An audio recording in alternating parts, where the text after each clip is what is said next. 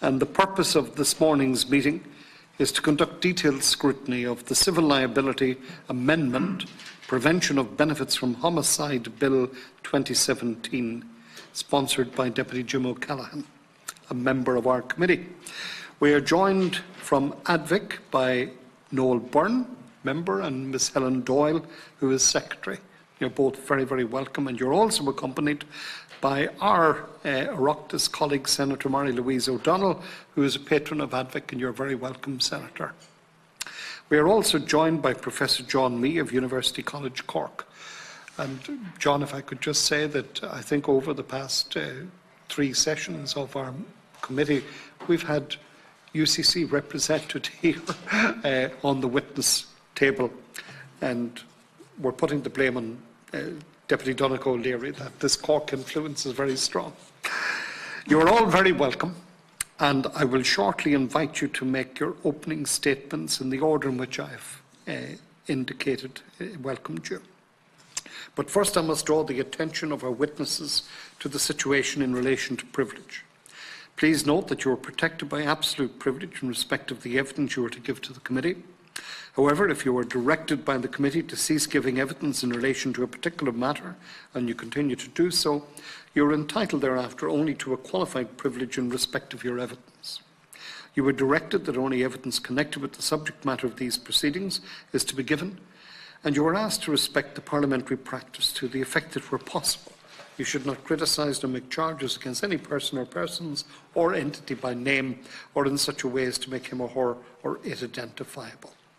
And members should be aware that under the salient rulings of the Chair, members should not comment on, criticise or make charges against a person outside the House or an official by name in such a way as to make him or her or it identifiable.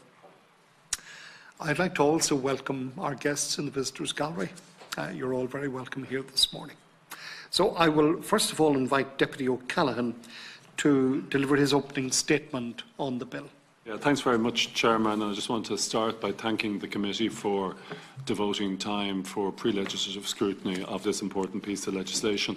I also want to thank Helen, Noel and John for the submissions that they've made and for attending here this morning. I just want at the outset, Chairman, to give a brief overview of what the legislation intends to do and the manner by which I seek to intend to do it. You'll be aware, Chairman, this bill was introduced into the Dáil on the 2nd of March 2017. There was then a second stage debate on the 4th of October 2018, and after that it was agreed by the Dáil that the legislation would pass on to committee stage. And since it's a private member's bill, it's important that we do pre-legislative scrutiny on it, and that's the process that we're engaged in today. Just as a brief summary, I think it's important to point out that the purpose of the bill is to try to amend our civil law so that the civil law includes the principle within it that someone who kills another should not be entitled to benefit from that killing. The way the bill seeks to do that is through an amendment to the Civil Liability Act 1961 and through amendments of the Succession Act 1965. I think it's worthwhile starting with a brief look at what is the law at present in respect of persons who kill others and the extent to which they're entitled to inherit, because there is law at present on the statute books which deals with it to a certain extent. That law is contained within section 120 of the Succession Act 1965, which has a section in it, part 10, that says that anyone guilty of the murder, attempted murder or manslaughter of another shall be precluded from taking any share in the estate of that other. As I say, that's been on the statute book since 1965. But what it doesn't give rise to and what it doesn't really regulate is the situation that can arise frequently in Ireland, particularly when somebody has been killed by a spouse. And that is what happens in respect of a joint tenancy, where a couple hold property as joint tenants. I suppose the distinguishing feature of a joint tenancy is that it operates under the rule of survivorship, which means that if one person dies, well then the other person automatically inherits their interest in the estate. That's the way most Irish couples, whether they be married or not, own their property. But it does give effect to difficulties, if we can use that word, that can arise in circumstances where one spouse is responsible for killing the other spouse. Like all pieces of legislation, and indeed all works carried out by the Law Reform Commission, I suppose what induced this was an actual traumatic and tragic event that happened back in 2008, when a woman called Celine Cawley was killed by her husband. He was subsequently convicted of her manslaughter in 2011. But after that, the law was that the person responsible for the death was the person who inherited the deceased woman's interest in the joint tenancy. Her family were very concerned about that. As a result of that, they decided that they wanted to institute proceedings. They brought a case in the High Court, which was heard by Ms. Justice Lafoy. She noted that there was no legislation dealing with the issue of joint tenancy, but what she stated was that the interest of the deceased was thereafter held by the husband responsible for her killing, but he was holding it on constructive trust for the benefit of their daughter. A constructive trust will arise when the court believes, a court of equity believes, it should intervene in order to ensure that property isn't held by somebody in a way that would be regarded as being unconscionable. She also importantly pointed out that this was an area that required reform and legislation by the Oireachtas. After that, the Law Reform Commission decided that it was going to do a report in respect of this area. It completed a very extensive piece of research in respect of it, and subsequently published a report in July 2015. And its report made a number of recommendations. I think it's common cause here that this is a complicated area of law, because it does involve property rights that are held by a person who has been, say, convicted of a serious criminal offence of murder or manslaughter. And I suppose the argument can be made justifiably that that person has property rights, and those property rights should not be affected by their criminal offence. Notwithstanding that, it does to me appear to be very anomalous, and that's putting it very mildly. I think it's very unfair that somebody who is responsible for killing another person could gain the financial benefit of inheriting their part of the joint tenancy. But anyway, what the Law Reform Commission report recommended was that it said that comprehensive legislation should be enacted to prevent a person benefiting from committing murder, attempted murder or manslaughter. And they said that the legislation would apply not only to the succession and inheritance setting currently dealt with in the Succession Act, but would also prevent the offender benefiting from any property interest of the victim. And that's where you get issues such as life insurance policies, pensions or joint tenancies being covered by the legislation, which at present aren't covered by the Succession Act. And the way the Law Reform Commission recommended that that should be dealt with is that the offender should be precluded from obtaining the benefit of the right of survivorship, that the legal and beneficial interest in the property held under the joint tenancy between the victim and the offender should be deemed severed from the date when the offence took place. It also recommended, and this is where it gets particularly complicated, I suppose, that the actual amount and value to be held by the offender could be decided by a court. Because I suppose if you look at the situation where you've a couple who own property as joint tenants, both of them have an equal interest in that property. What definitely is wrong is that the interest of the deceased who's killed by the other spouse automatically vests in the killer or the offender. But I suppose there is a situation that the offender does have an ownership of half of it or part of it at present, and the extent to which that can be diminished, in my opinion, has to be an application to the courts, as you couldn't just automatically have a situation where an offender would lose his own property interests in the property.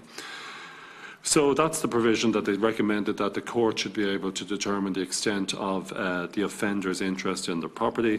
The report also recommended that new legislation should continue to apply to the three most recognised types of homicide, which is murder, attempted murder and manslaughter. They said it shouldn't apply to circumstances such as dangerous driving causing death.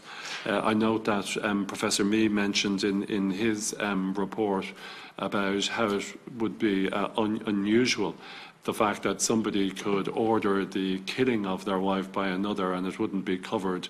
But I would just say in respect to that, obviously in Ireland, persons who are involved in a conspiracy to murder, in general, they are prosecuted as principals.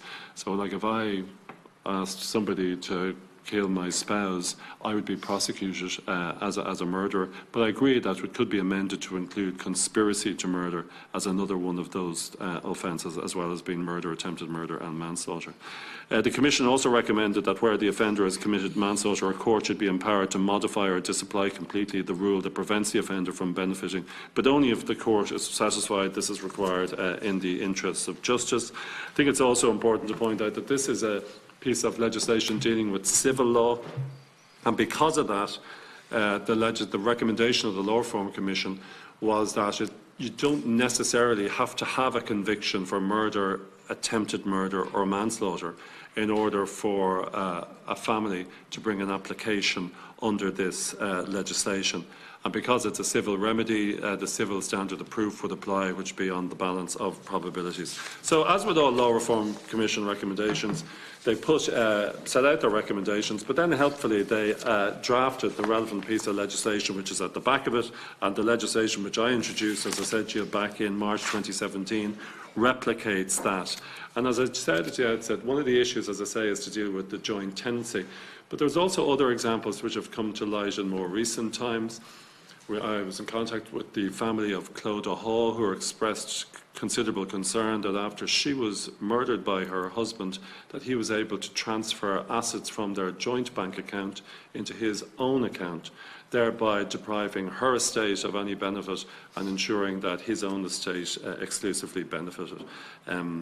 And I'm sure that I know Noel and Helen perhaps will give further examples in respect of it. But the legislation itself, Chairman, what it proposes is to put in a new part into the Civil Liability Act. It'll be a new part 46A. 46B will set out the principle which says that a person who's convicted of the murder, attempted murder or manslaughter of another shall be precluded from taking any share in the property or estate of that other. I have no difficulty in, at a later stage, we can amend that so it would also include conspiracy to murder. There is this subsection which says that it shall not apply to any person who aids, abets, counsels or procures the commission of an offence. I think somebody who asks somebody to kill another person would not be prosecuted with the crime of aiding or abetting. They would be prosecuted as a principal or prosecuted under conspiracy, and aiding and abetting is obviously a lower level of involvement in any criminal act. But if needs be, we can adopt an open mind in respect of that. Section 46C deals with the joint tenancy provision itself. And it says that where the offender and the victim held property under a joint tenancy, the offender shall be precluded from obtaining the benefit of the right of survivorship. And what happens is that the right of survivorship stands severed as at the time of the commission of the offence, and the property shall be held in trust subject to the beneficial interests of the victim and the offender. Then subsection 2 of that section talks about how the amount and value of the offender's interest in the property shall be determined by the court. And there are a number of factors that the court can take into account when assessing and appraising the level of interest and ownership that the offender can have in the property. And they're all set out of that section as well in subsection 4. Then 46D deals with a circumstance where the court can modify or disapply the application of section 46B if there's been somebody who's been convicted of manslaughter, and there may be circumstances pertaining to that which may direct a court in terms of ensuring that it probably shouldn't apply because there are exceptional circumstances operating. And then 46E deals with civil proceedings, how it says that where there's no criminal prosecution of the offender, well then still an application can be made under this Act to disqualify a person who in the Act is described as an offender from benefiting under the legislation. Obviously that is unusual because a person who has not been convicted before any court of law of a serious offence would still be held liable under this legislation as somebody responsible for the death of another. But since, as I say again, it is a civil remedy, there's no reason why it can't apply. People can be sued for wrongful death or for killing another person, even in circumstances where there has been no criminal conviction. And an important point is 46F deals with the costs in the proceedings, saying that the costs in the proceedings should be borne by the offender. I just want to conclude, Chairman, by making 2 points. I've had the opportunity of speaking to the family of Celine Cawley, and one of the things that concerned them is that they had to bring an application that went to court. They found it lengthy and very demanding on the family, and their preference would be as if it would be possible for there to be no application to be brought to court, and to ensure that the ownership rights of the offender would immediately be, I suppose, severed or abolished on the commission of an offence. That's just loosely. They want to make the process easier. I think that would be difficult to achieve. I think when you're dealing with ownership rights of individuals, that if you simply said, well, their ownership rights are hereby being quashed, that would be susceptible to constitutional challenge. So that's just the first point in respect to that. But the second more important point is this isn't going to be of any benefit for people whose family members have been killed in the past, because it can't operate retrospectively. But I do think it's important that we listen to what Ms Justice Lavoy said in the decision of Cawley against Lewis. It's important for the Oireachtas to set out a legislative framework so that families and people will be aware of what rights operate, particularly in respect of joint tenancies, in circumstances where one spouse has been killed by another, or one partner has been killed by another with whom they share a joint tenancy. So I think we should try to introduce legislation to deal with it. I'd be interested to hear what John and Noel and Helen have to say in respect of it. Feel free to be critical of it, but I would appreciate as well if you could indicate what you believe should be done in order to deal with what is clearly an anomalous and inappropriate situation, that somebody can kill another and yet benefit financially from that crime. Thanks. Thank you very much, Deputy O'Callaghan. And we'll now go to our witnesses. And Noel, I think you're first. Noel, if you would like to make the opening statement on behalf of ADVIC, please. Okay, thank you.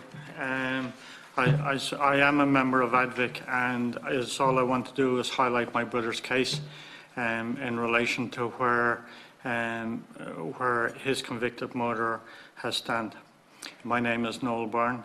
I'm the brother of Paul Byrne, who was murdered in September 2009. Paul was murdered by his estranged spouse, Tanya Doyle. Paul was a project manager with a well-known company in Ireland, and carried out several contracts for major companies throughout Ireland. Paul's income was in excess of €100,000 at the time of his death in 2009. Just looking at the background and how Paul and Tanya split up. Paul was previously stabbed in the back some years before his death. This stabbing punctured his lung and was 1 centimetre short of puncturing his heart. He was in hospital for about 2 months, and on leaving hospital, him and Tanya had gone through a small stage before their separation. Due to this separation, Paul supported Tanya and provided income for an apartment and other financial implications in relation to their separation. There was no legal responsibility for to do that, but Paul lived up to his financial obligations as her husband. Shortly after Tanya decided to go away, I believe she went to Portugal, and she stayed in Portugal, Spain for a number of years.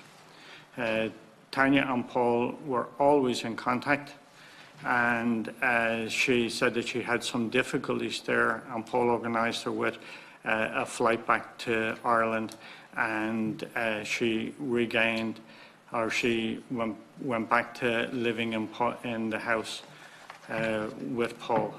They had separate bedrooms, and they lived there together. They were in the process of going through a legal separation. This legal separation, they had come to an agreement on the terms of that settlement, and that settlement was due to be signed on the Tuesday after his death. The weekend of his death, it was a 21st birthday party for our niece, and we living just outside Thurles, we had made arrangements to call for Paul on the way over, and the intention was that we would go out for a drink with my dad, and the three of us would talk and chat for the evening. We were running a little bit late, and we hit the M50 about 7:10. We tried calling Paul to say that we were heading off out to my sister's and we'd meet with him later, but his phone was engaged. Because of the incident that had happened before with Paul's stabbing, I decided that is what I needed to do, especially with Tanya living in the same house, was that I would call him every day to ensure that he was okay. This fizzled back to mainly ringing him over the weekends into Tuesday. Because of his business, he would normally be away at some company around the country from Tuesday to Thursday night. At one point, he didn't answer the phone, and I was so worried, I decided that I was going to ring Tallygarda station to get them to drop around to the house. Such was the intensity of our fears. He rang me back. I didn't do that. We had second thoughts in discussing it with my wife and my sister, and he rang me back. He rang me back in the morning, and he thought it was quite funny that I would need to go to that measure. Paul's murder on running up to the days of his murder on the Friday was pre-planned. A carving knife was bought in a local store, and a pre-arranged plan to kill him was set into action at that stage. Paul called for a taxi around 7 o'clock on the evening of his death to bring him out to my dad's, and a short while after that, Tanya Doyle called the taxi company and cancelled the taxi. Paul, in the coroner's report that was read out in court, Paul was stabbed over 68 times. 5 vital organs were punctured. Any one would have caused his death. He dialed 999, and the 8 3/4 minutes of the remainder of his life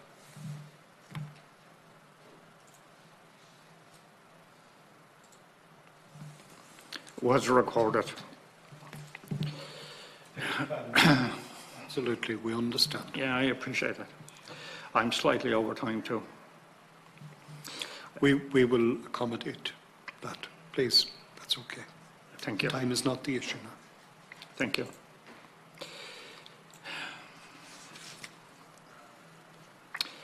I'm not going to go through the conversation that was held on the 999 call while Paul died, but sufficient to say that the number of defensive wounds were critical. There was one slash wound on his arm that peeled the skin back off his arm for 4 inches. He asked Tanya at one point to call an ambulance, that she had stabbed him in the heart. And it is my belief that the last stab wound happened as he lay on the bed, and the carving knife pierced one side of his neck and out the other.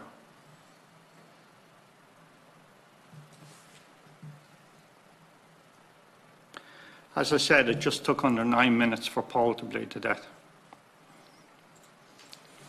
Tanya was arrested at the house. She was washing herself down and changing her clothes, and she was just about to leave when the police turned up. That evening, under questioning, Tanya admitted to the guards that she had killed Paul for the house and for his money. She said to the guards that there was no point in just stabbing him, and her understanding of that was like what happened before, because she wouldn't get enough.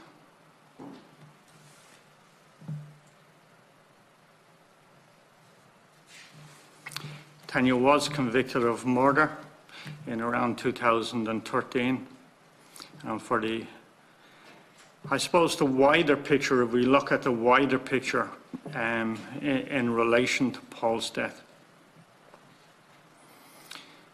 At the end of after the conviction had taken place, and the estate went through probate, we received legal advice, and that legal advice recommended to us, as a settlement, we needed to purchase her portion of the tenancy of the house. Otherwise, she would be entitled to a key and to return there after her release from prison.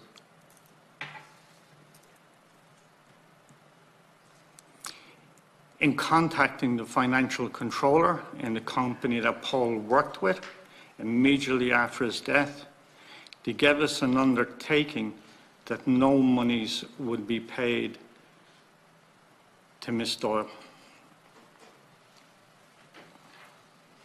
The financial controller changed a number of years afterwards, and after the trial we went back and contacted the financial controller, which was chair of the pension, and they told us that there was an obligation on them to pay her the spouse's portion of that of the portion of the benefit from the pension. All other portions of the pension was paid to the family. The amount of the pension would have been nearly 23,000 a year. This is why Paul was murdered, for the house and for this money. She had stated this to the police categorically. That would have amounted to about €1 million over the period of her lifetime if she lived to an average life of a woman. We were in contact with the insurance company that held the pension. And note, I'm not making any reference to the names of either his company or to the name of the insurance company. I think that will be improper. The insurance company said that he had an obligation to pay this money. We can't understand how an insurance company would pay a convicted murderer who stated that they killed a person for money to receive any benefit whatsoever. In 2016, the trustees of the pension sent us an email stating that they had come to an agreement that no monies would be paid.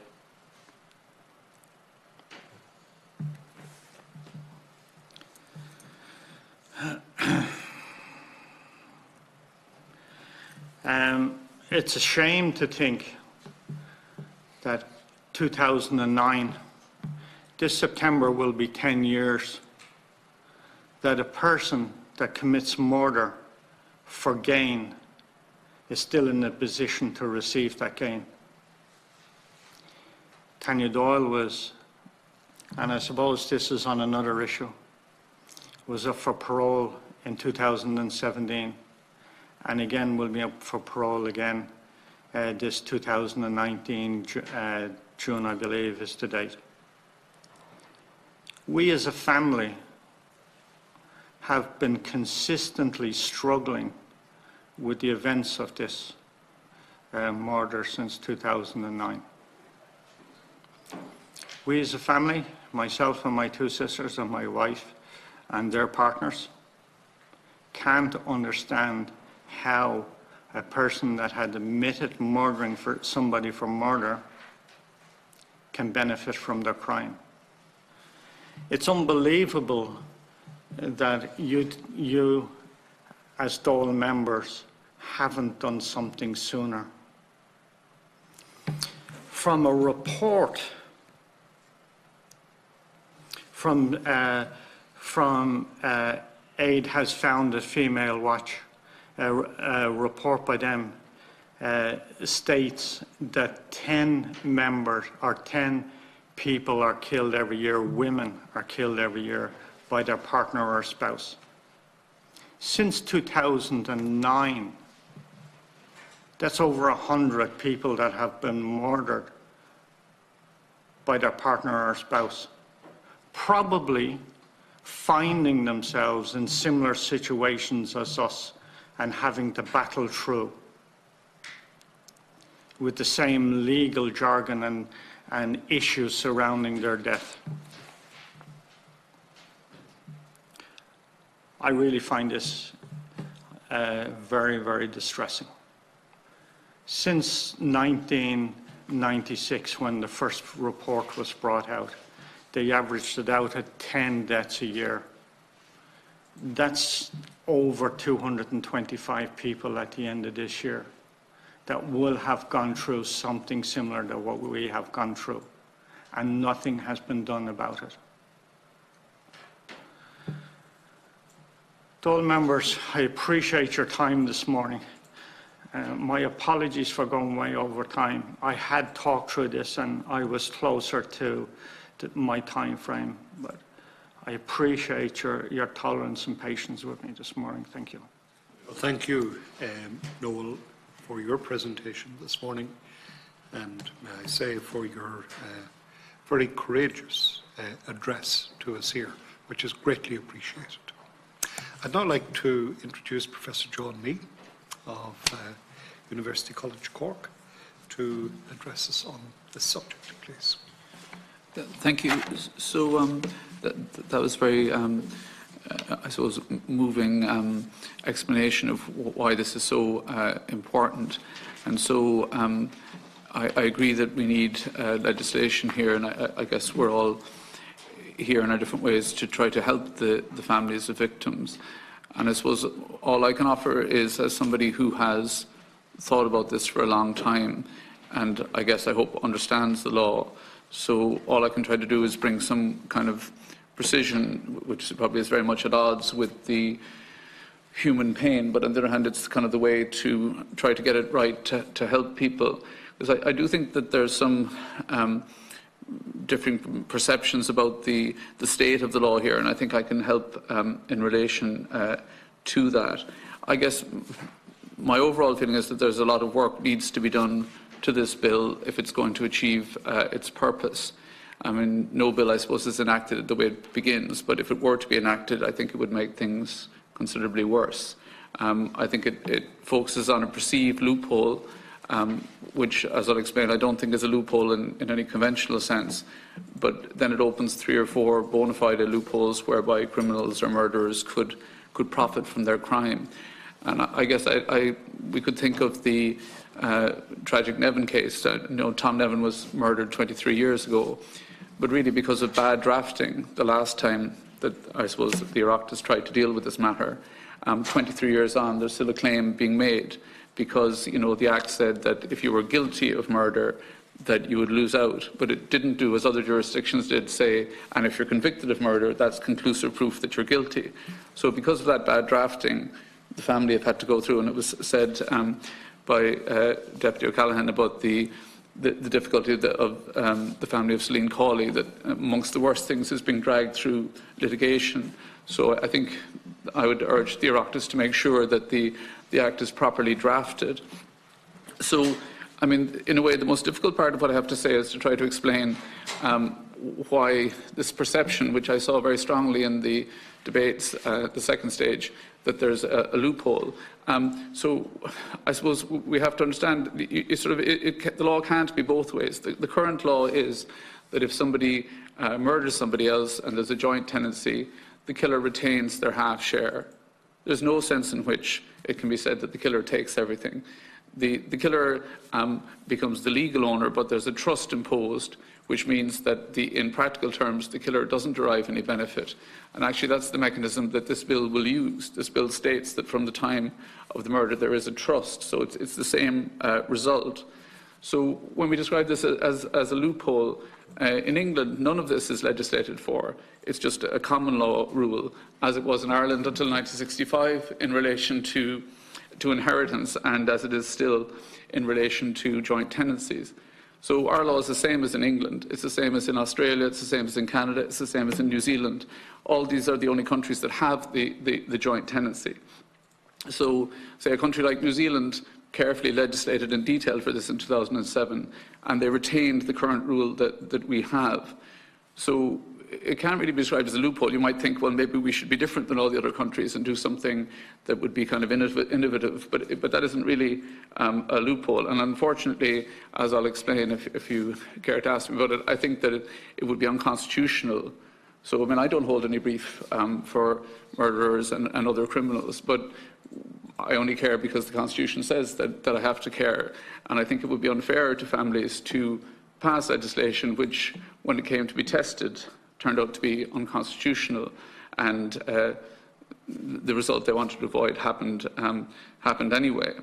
So, just to mention the loopholes that I see with the Act, and there's actually a lot of smaller issues, but the main ones. The first relates to the exclusion of accomplices or accessories, and I differ slightly on this from Deputy O'Caoláin. The point is that those who aid and abet, counsel and procure, that's the definition in Section 7.1 of the Criminal Justice Act 1997 of accessories. It's not a lesser degree.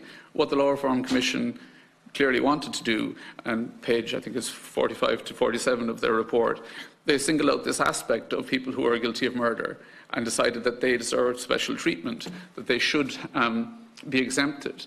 I mean, to be honest, it's very surprising, but it isn't some kind of lesser thing. It's people who are indeed convicted as primary offenders, because under our law, if you're an accomplice, you drive the getaway car, or you hire the hitman, you're guilty of murder. But strangely, the Law Reform Commission wanted to exclude them, and I think that's simply indefensible.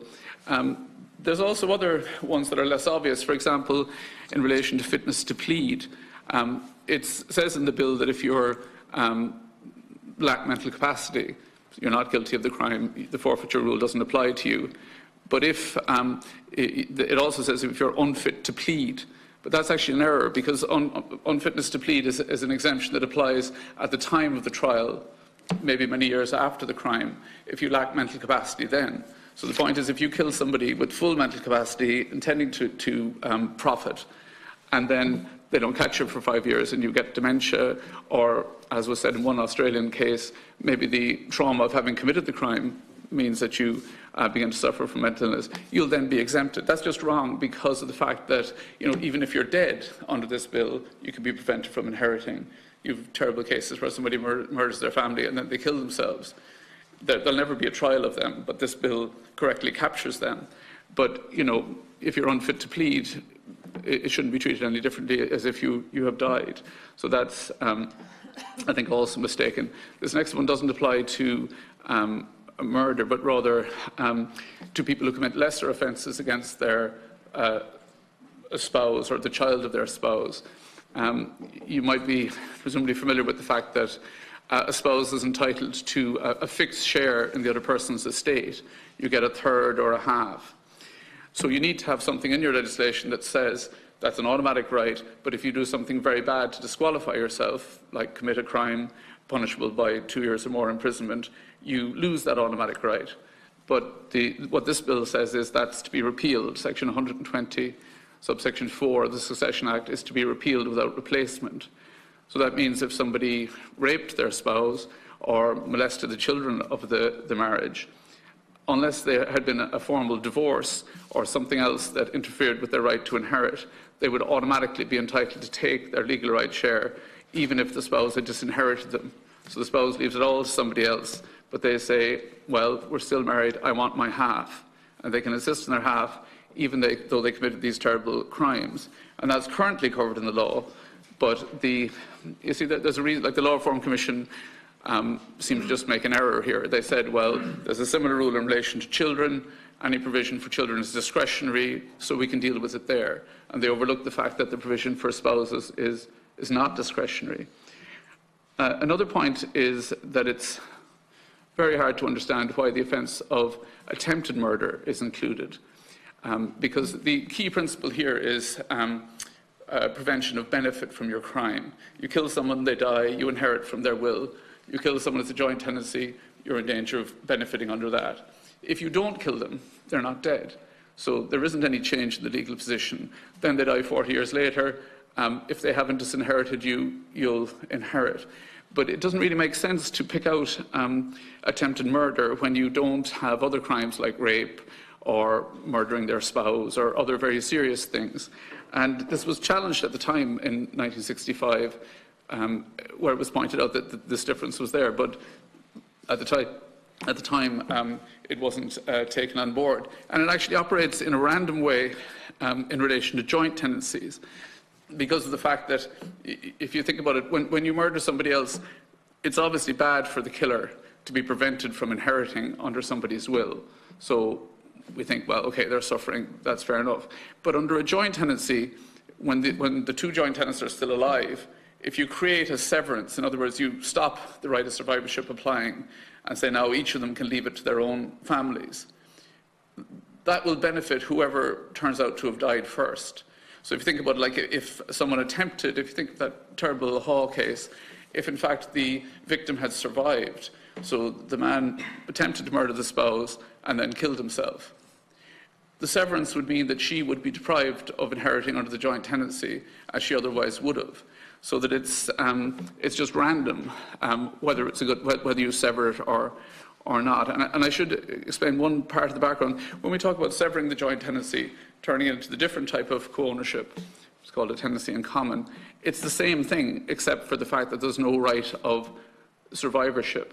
So there's no change in the status of the killer and the other person, the attempted killer. They're both still in a co-ownership together, and the court has a discretion if somebody applies to have the house sold.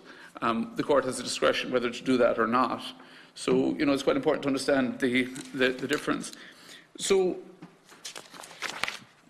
yeah, I mean, those are the main points. I'd be happy to expand on the constitutionality point, and maybe I'll just say a couple of sentences about that before I finish. The key point of this bill is prevention of benefit from homicide, and I think that has to be the organising principle. If something is a benefit that you've got from the homicide, you can't have it. There's no constitutional objection. The difficulty is if something isn't a benefit, it's pre-existing property of the other person, then no amount of discretion makes it okay to take it off them. You're taking their own property off them. You're not stopping them getting a benefit.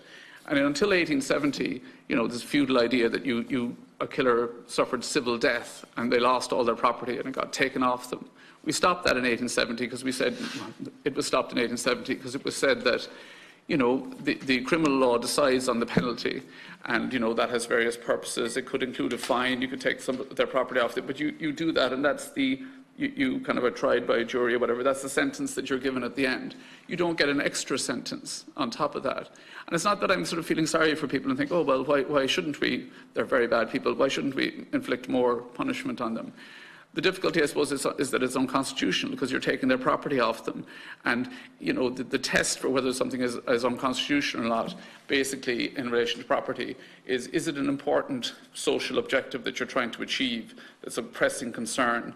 And then are the methods you're using to do that proportional? In other words, are they not arbitrary or irrational, but are they connected to that objective? And if our objective is to prevent somebody profiting from murder, giving a discretion to take something off them that isn't a profit is unrelated to that objective. And the irrationality and the arbitrariness relates to the fact that it's only focused on property that happened to have been held jointly before. So you can't take any other property off them. So, I mean, part of the perceived injustice, the real injustice in the Caoimhghín case, I suppose, was that she had contributed more to the marriage and put stuff into joint names than he was getting to keep it.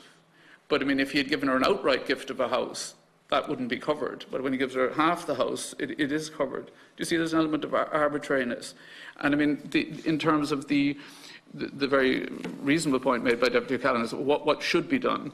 What I think should be done is we should have the same law as we have at the moment, except it would be clear to save costs and pain for the families, so that we should have the rule, but enshrined in legislation, that you have a severance as a joint tenancy. The killer retains their half, the victim's family, excluding the killer, gets the other half, because you don't have the pain for the families. What the Caoimhghín family, as Deputy O'Caoláin said, was they wanted certainty. They didn't want to know that they had to go to court and have to be arguing against the other person and have a discretion. And the discretion in the bill, by the way, allows the killer to get more than half, bizarrely. So that, you know, the killer could make the application. They could say, well, it says here it's a discretion. I'd like to get more than half. I contributed more. So, although it's complex, I think that the avenue to be explored, maybe not in this bill, but the avenue to be explored is, does the killer get a benefit by depriving the victim of the chance to sue them in family law proceedings? So if I put in loads of money into the marriage, and if we got a divorce, the other person, I'd be able to sue the other person and get money, but now they've killed me. Possibly that is a benefit. Possibly the estate of the victim should be allowed to make a claim under the family law legislation. That would possibly help the family of the Hawes, who would in no way be benefited by this bill. But arguably they could be benefited, because what happened in that case was the man, as I understand it, took out 24,000 from the bank account, making it his own. What would normally happen is, in a divorce situation, the court would say, well, you have no right to that money, and they would put it back into the pot. So possibly this could be done. It's complex and would take thought. Other countries don't do it, except for New Zealand, which in their bill, their standalone bill, I think this should be a standalone act. I don't think there's any justification for making it part of the Civil Liability Act. In their standalone legislation, they do have a provision that gives added chance for the victim's family to make a claim under the family law legislation. But the difference there is that there's an automatic right to kind of a half of the property, so it makes more sense. But my suggestion is, anyway, that would be something that would have to be looked into, and I don't think it could be done in this bill. But I'm afraid that the idea of a discretion in relation to the joint tenancy is unconstitutional and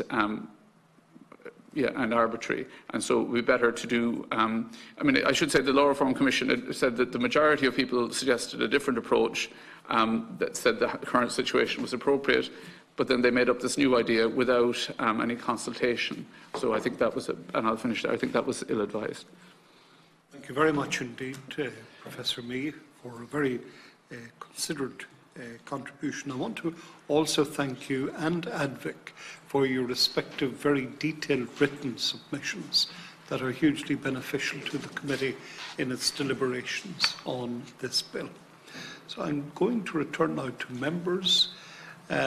Maybe just,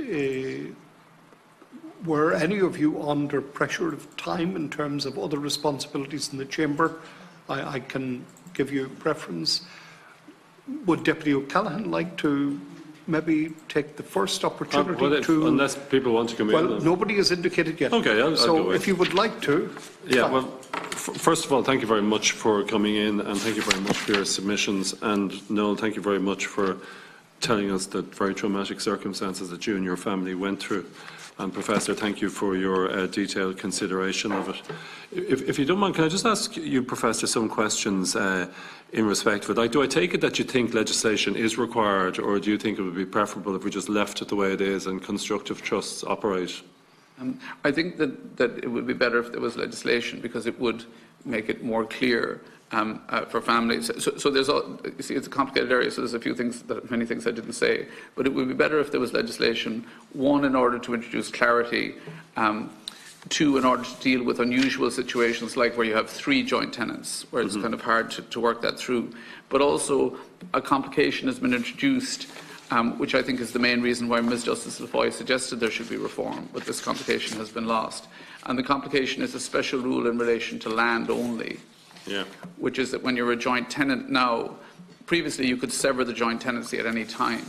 So it was very clear there was no profit for the killer in getting it into a tenancy in common, because he could have achieved that any time without the consent of the other person. He could have just created a unilateral deed that would have switched to the other type of co-ownership.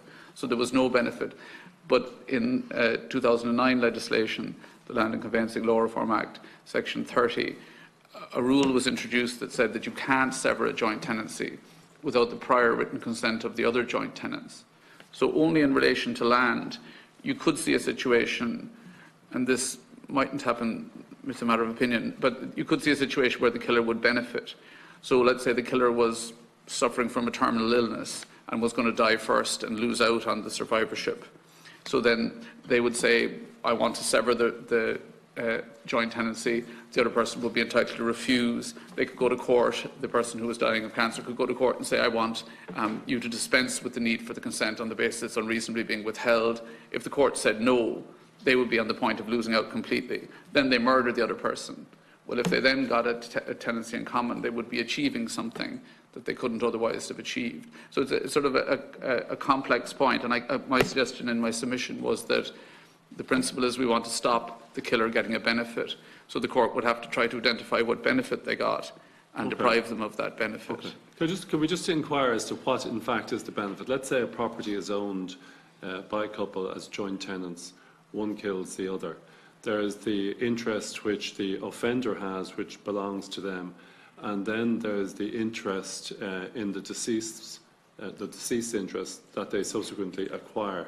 And at present, Ms. Justice Lavoie, in her case, stated, well, the part they acquire is held in constructive trust. And is the beneficiary always the children of the deceased or the estate of the deceased? Well, just on that narrow question, it would be the beneficiary of the estate of the victim. Yeah. So Section 120 would separately apply. This rule against benefit is applied as many times as is necessary. Mm-hmm. So first, the killer would be deprived of the right of survivorship, and secondly, they'd be deprived of the right to inherit under the will or intestacy of their victim. But do you say Section 120 applies to that? It only applies at a secondary level. What happens is you say we have a constructive trust, half for the killer, half for the estate of the victim. And then when we're deciding what the estate of the victim is, if the victim had left everything to the husband who was the killer, then separately they would be deprived of becoming part of the estate. But your main question, I think, was what profit does the killer get when there's a severance? And Ms. Justice Lavoie in Caoimhghín Lillis said that there wasn't any benefit. Mm-hmm. She said, well, there's all these imponderables. Which person would have lived longer? Yeah. We can't tell. So she said at the end of the day that there was no benefit, that she was satisfied that creating this severance, which means that everything stayed the same except there was no right of survivorship, she said that wouldn't benefit the killer. But in practical terms, and just using that as the example, he did acquire the benefit of the wife's interest in the joint tenancy, is that correct? No, he didn't really, you see, because what it is that the nature of a joint tenancy is unusual, but the idea is that both of them own everything. Mm-hmm. So they both own everything, and then when this person is callously murdered, when this person dies, their interest disappears, and this person then continues to have everything. But we say, well, that's not fair, right? We can't have that. So kind of, in a way, trying to solve that, you say, right, we're going to split it in half. Yeah. So the potential half share that everybody had at the beginning is realised. Yeah. So basically the killer goes from having something that was really worth half, which was a joint tenancy entitled them to occupy everything and to turn it into a half share in the future. That gets turned into a half. So there isn't really, this is what I'm saying about the... But how does a family, like the Collies had to go to court? Is that in order for their... Well, that's true, but in the case, in fact, the killer in that case withdrew the claim before having delayed it and racked up legal costs, but he then said, okay, I concede that obviously I can't have all of it because that was not unexpected. So he conceded that, and then the cost was then the family said, well, we'd like to have all of it because they'd been brought... They wanted his interest. They wanted his interest as well, and they failed in that respect. But it's understandable that they continued, having been brought to that point by him. And then there was also the cost of deciding kind of what mechanism, was a constructive trust or a different kind of severance.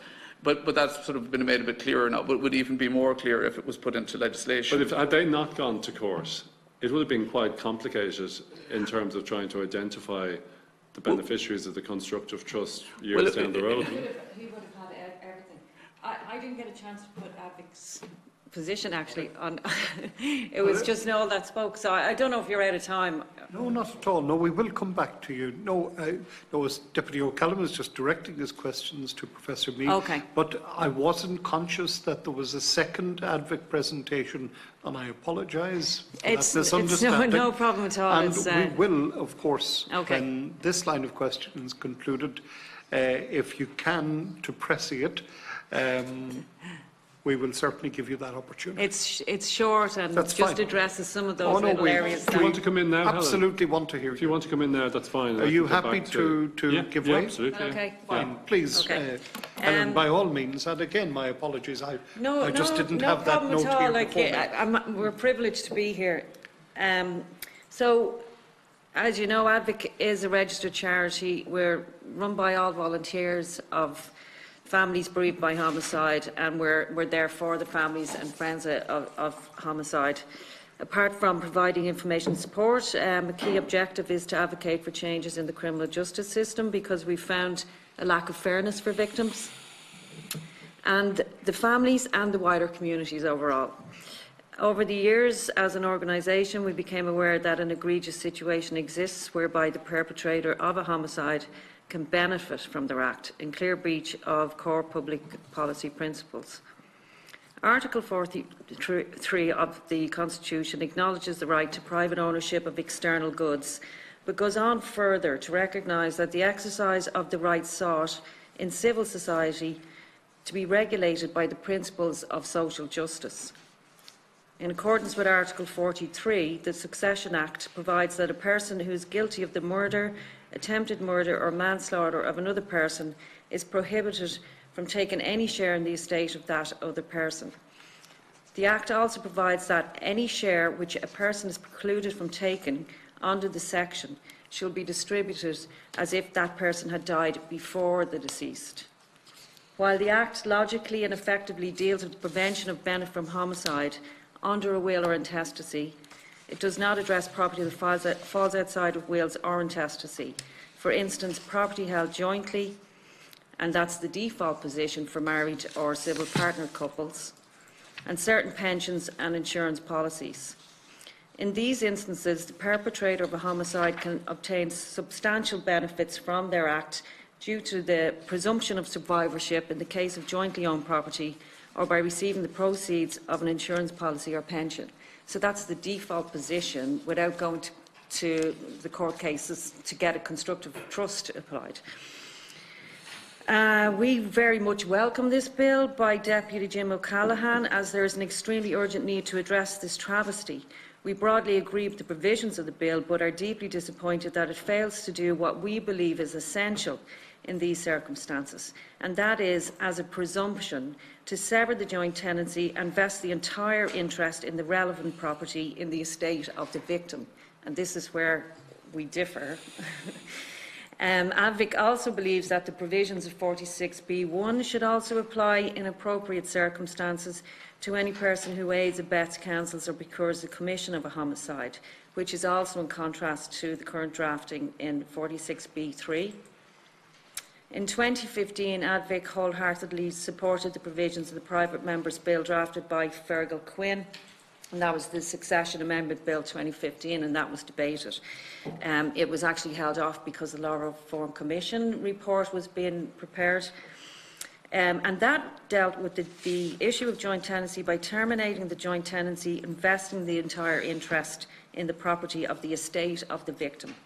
This is in contrast to the current bill, where the joint tenancy is severed and the property divided, meaning the killer may avail of a share of the property to deal with as they please. We are told that this is to maintain the constitutionality of the legislation, as Senator Quinn's bill was considered by some to be at risk of constitutional challenge. Now, we strongly disagree with this contention, because the Succession Act quite rightly goes as far as to raise the legal right share of a spouse or civil partner guilty of homicide. This is on a par, as far as we're concerned, with the provisions of the Quinn bill. I had cut some more out of this because I was going over time, but I had also addressed the fact that in order to sever a joint tenancy now, under the Land and Conveyancing Law Reform Act, Section 30 prohibits it. So it's our contention that this bill gives a clear benefit to a killer because it's an automatic severance and gives half, with court discretion, to the killer, which they may never have obtained in the normal course of life. And what is being forgotten is that, OK, we don't know what would have happened in the future, but why presume that the spouse would have died first or the person who was murdered would have died first, but not the killer? You are giving them that benefit of the doubt, and that's where we differ here.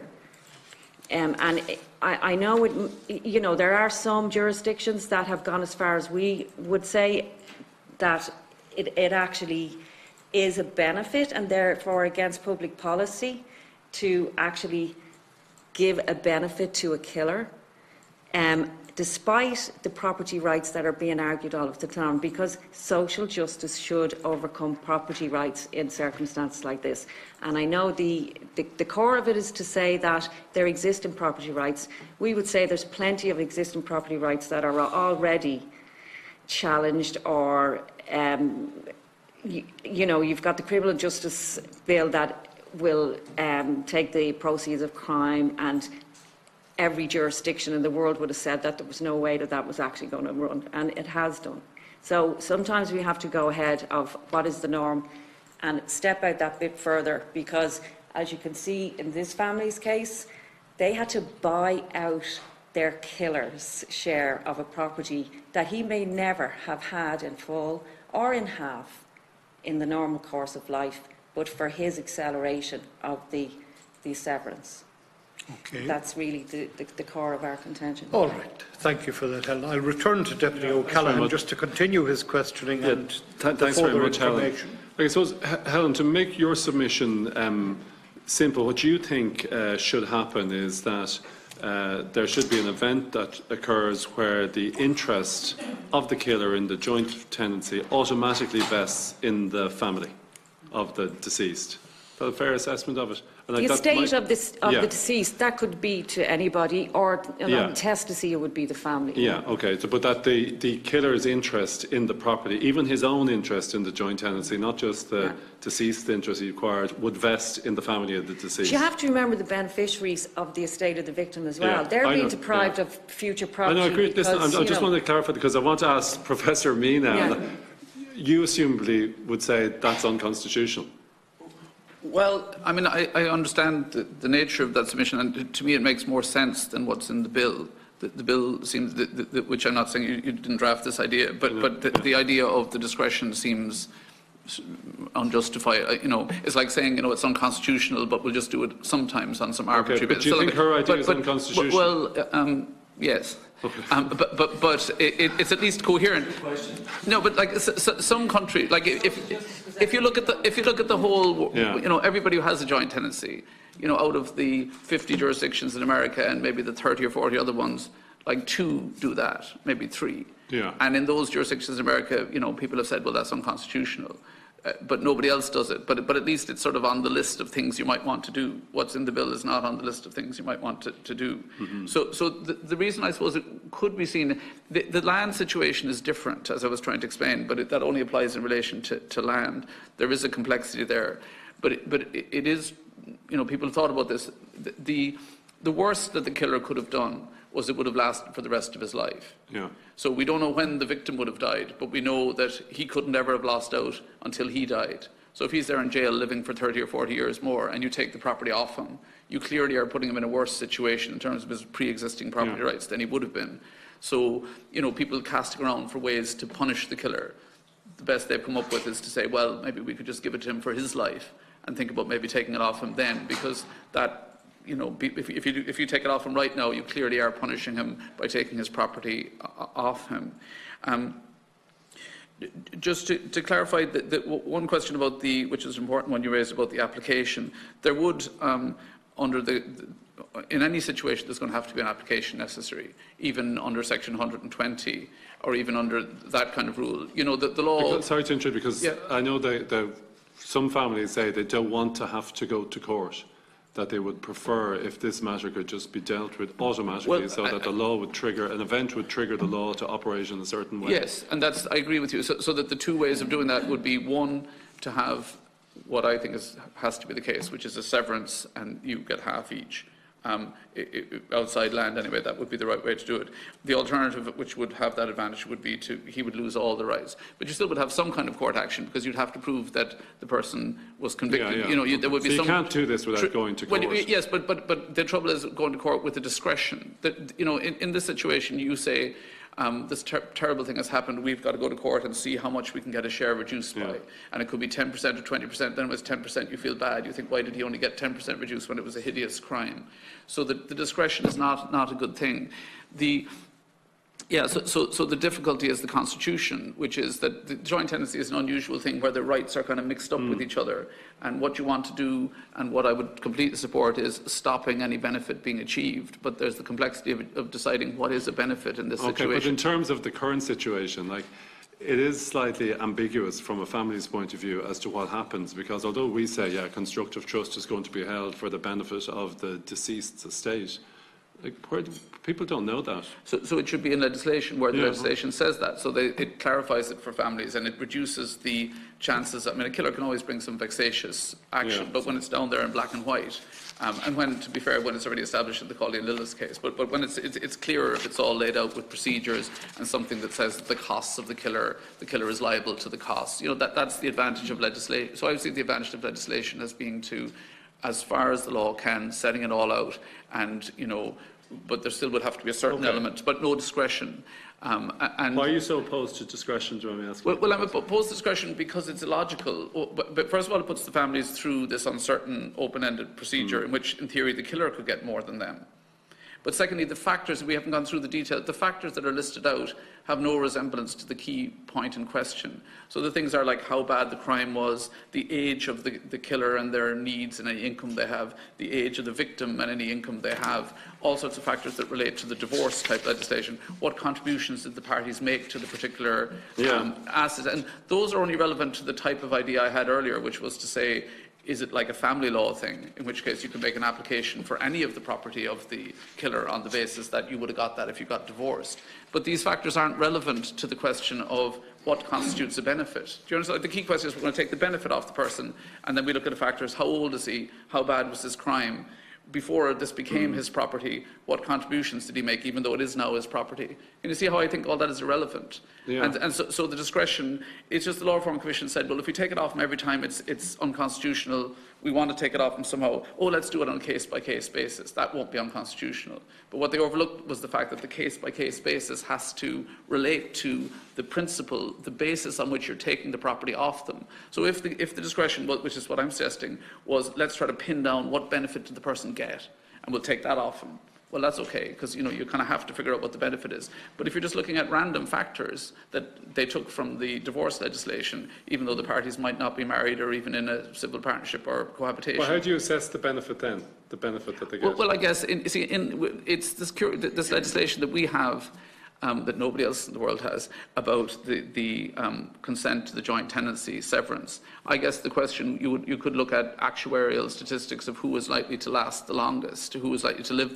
This would be an attempt. That would be quite complicated. It would be very complicated, but in fact, that other legislation that creates the need for this is idiosyncratic, and no other country has it. And that partly gets down to my point that we don't want to do anything that nobody else has tried because it was a bad idea. But certainly there is a complexity, and that's what Ms. Justice Laffoy. I don't have any easy answer to it, but that's why Ms. Justice. But you do think there should be legislation? I think that there should. It's unusual. Most countries, and this is I think the experience about it, but most countries don't bother giving the legislative time to this. Okay, but and I think there's an element of should misunderstanding that has led us to have this, and that's good. But it is actually a misunderstanding. People thought the problem was even more serious, so that's why we've got here, and that's good. But I think there should be legislation, but it's complicated, and I'm not making it complicated. I'm doing my best to explain it, but I'm not creating the complication. The complication is that it would be a simple answer, really, that on the whole it would be unconstitutional to take it off, and let's just make it half. What about making it a penalty of, or a part of a sentence for murder? This is where the arbitrariness comes in. The arbitrariness comes in if you say, like, if you commit murder, your sentence is this, and if you jointly owned anything with the victim, you lose that. But if you own all sorts of other stuff that you persuaded the victim to give you, you keep that. You keep all your other property. We just focus this in on... And what about it as a sentence? You approach it in a different way. Because, you approach it from the criminal it would be courts. an arbitrary sentence. It would be like all killers who were born on Tuesday would lose this. Because it's just the arbitrary... But you see, it's only... Imagine if Celine Cawley put up money to put property into joint names. If she'd put up money to give him the free gift of the property, that property would be untouched. So this is what I'm talking about, arbitrariness. I mean, it's what the constitutional jurisprudence looks at. You can't sort of say, killers are bad people, we want to take something off them. Fine, but you have to take it off everybody. You can't just say, if you happen to have something jointly owned with this person, we'll take it off you. But if you didn't, you can keep all your other property. Okay. I'm sorry to concentrate on you, Professor, and to Helen and Noel. Could I just ask you one thing then? Let's say we have a situation where a couple have no children, and one of them is responsible for killing the other, and they have a joint tenancy, and let's assume he inherits the interest in the asset. Okay? His half. Yeah, his half. What happens when he dies? Well, what happens when he dies is Section 117 would apply. So if he left everything to somebody who wasn't his child, the child could say that no there children. Oh, there's no children. So that becomes his asset. Well, it continues in a sense to be his asset, yes. Okay. And it goes to whoever he leaves it to. So he could leave it to his own he does family. get the benefit then of his wrongful act. Well, you see, it depends what you mean. But the question is, what do you think he had before? At that time when... I would have thought he had an interest in a joint tenancy. Yeah, exactly. He had an interest in a joint tenancy. And now he's a full interest in that joint tenancy. There's no longer joint tenancy. His interests are full. But let's say the house is worth $1 million. He had a joint tenancy with his wife. What was his interest worth? $500,000. Yeah. He murders her. Yeah. Terrible crime, goes to jail. He now has a tenancy in common of a half share worth $500,000, worth the same as it was before. Yeah. But on the other side, doesn't he? The other side, the daughter or whatever. Let's say there's no children. Sorry, no, but then it doesn't go to him, it goes to the family of the victim, not to his family. So the estate of the victim, whoever the victim left, correct, whoever the victim left it to, he doesn't benefit in that way. It just goes on to whoever that person determines. It can't go to him. Right. Sorry, Noel, you were trying to get in there, I beg your pardon. Just to clarify the situation in relation to your question, in relation to our case, because there was no children involved in our case. When the estate went through probate, we as a family were entitled to half of that estate, and the other half was assigned over to Miss Doyle. Okay. So I think that answers your question directly, and that was in relation to probate at that time. And to stop her from coming back to the house or looking for possession of her portion of the house, it was advised to us that we would have to buy her out. Okay. And that's what we're objecting to, because she would have received benefit from her crime in relation to that. Okay. So, Can I just say as well, like, I know you're saying it's a bit arbitrary if somebody had given their spouse an entire property and you don't go near that. But really this is about property that's tied in together, that we don't know who would have died first. And by presuming that the person that was murdered died first and given the benefit to the killer for that is the core of this. And that's where I think it goes against public policy and all of our constitutional principles, because you're giving a benefit to a killer. And you're at the disadvantage of the family of the person that they killed or their beneficiaries, because they could be anybody. Okay. But all of that estate that would have gone to them if they lived out life normally would have gone to their beneficiaries. What about their property rights? I know they're not vested already, but you're still depriving them, and you're causing great emotional strain, like here, where you're forced to buy out the person who murdered your family member. And I think that we just have to go that little bit further and consider those situations, and actually consider that it's not just we're splitting it and that's the fairest thing because of property rights. We're given a benefit to a killer. Okay. I think that puts it well. Can I just conclude, Deputy Chairman, O'Callaghan? by saying I'm conscious, and thanks for that, Helen, that intervention. You've articulated much better than I have. But just in terms of what Professor Mee said, there's a couple of points you made, Professor, and I think I would take them on board, but I don't think it necessarily means the whole legislation is condemned. Like, you make the point about it doesn't apply to any person who aids, abets, counsels or procures the commission of offence. I'm conscious of the discussion within the Law Reform Commission on that, but of course that could just be, we could have an amendment to delete that. You also talk about the non-application of section 124. I think that's a valid point, and I think if this legislation proceeds, that shouldn't be amended and it should be retained within it. And it's an interesting point about attempted murder, and I think, you know, we can resolve that issue by removing attempted murder and replacing it with maybe conspiracy to murder, which should be in it. But listen, there I've taken up too much time. I'm conscious that others may. But may I say that in the course of the further exchanges, if there's something you want to come back in on, you're very welcome. And Senator O'Donnell, we'd be very happy to hear from you as well. I'll just go through the members first, and you're very welcome here today. Deputy Clare Daly, please. Thanks very much, Chair, and thanks to everybody for coming in. I mean, it's an incredibly, I know, traumatic discussion for a lot of people. It's an interesting one, but not a very, very complicated area, actually. But I think we're in danger of maybe overly complicating it. And while these issues are incredibly emotional and personal to people, and I'm very sorry for Paul's loss and the tragic circumstances of it, we can't respond emotionally to these things. We have a duty as legislators to put in place the best legislation, and that can't be based on individual cases. But I think as well, maybe, you know, I suppose it's different. I'm listening to all the different ideas. My head is melting, actually, with a lot of the stuff. I think in some ways we've maybe overly complicated it, because there does seem to be a crossover between, I don't think there is nobody who would agree, everybody would agree, obviously, that nobody should benefit from the proceeds of a crime. That's, any right-thinking person would think of that. But there is a big difference between benefiting from a crime and being stripped of everything you own.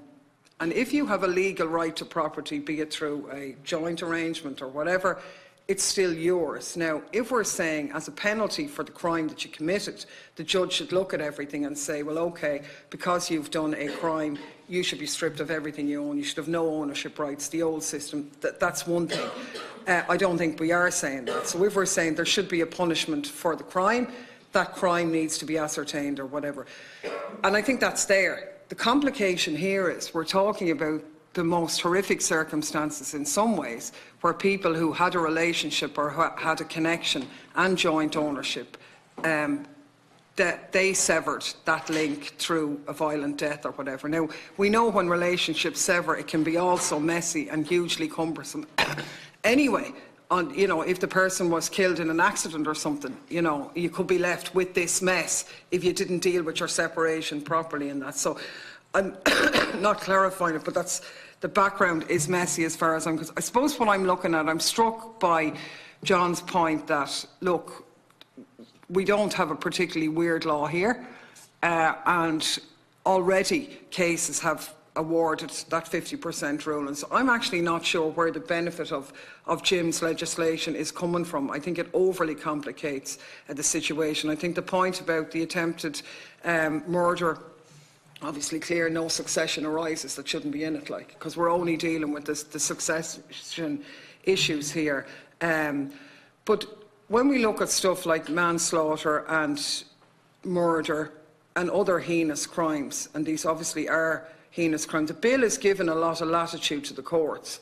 So do we need it at all, I suppose, is my question. Like, you know, I mean, if you look for, I know you said it was motivated by the Caoimhghín case. The Caoimhghín case was a manslaughter case, if you like, where it was deemed, and the jury were asked at the time, and he said, he directed that they would have to give manslaughter if intent wasn't proven. So basically intent wasn't proven in that case. And I maybe give another case that's in the media. The case, you've seen the very high profile case of the woman in Britain at the moment, Sally Shallen, and she's been, she was convicted of the murder of her husband, but on the basis of an appalling life of abuse, where it was deemed to be, if you like, a battered wife syndrome and so on. And she imagine if in her trial, for example, she's convicted of manslaughter. Would it be right in those circumstances that she would be stripped of the family home? In that situation, actually, her children are 100% behind her.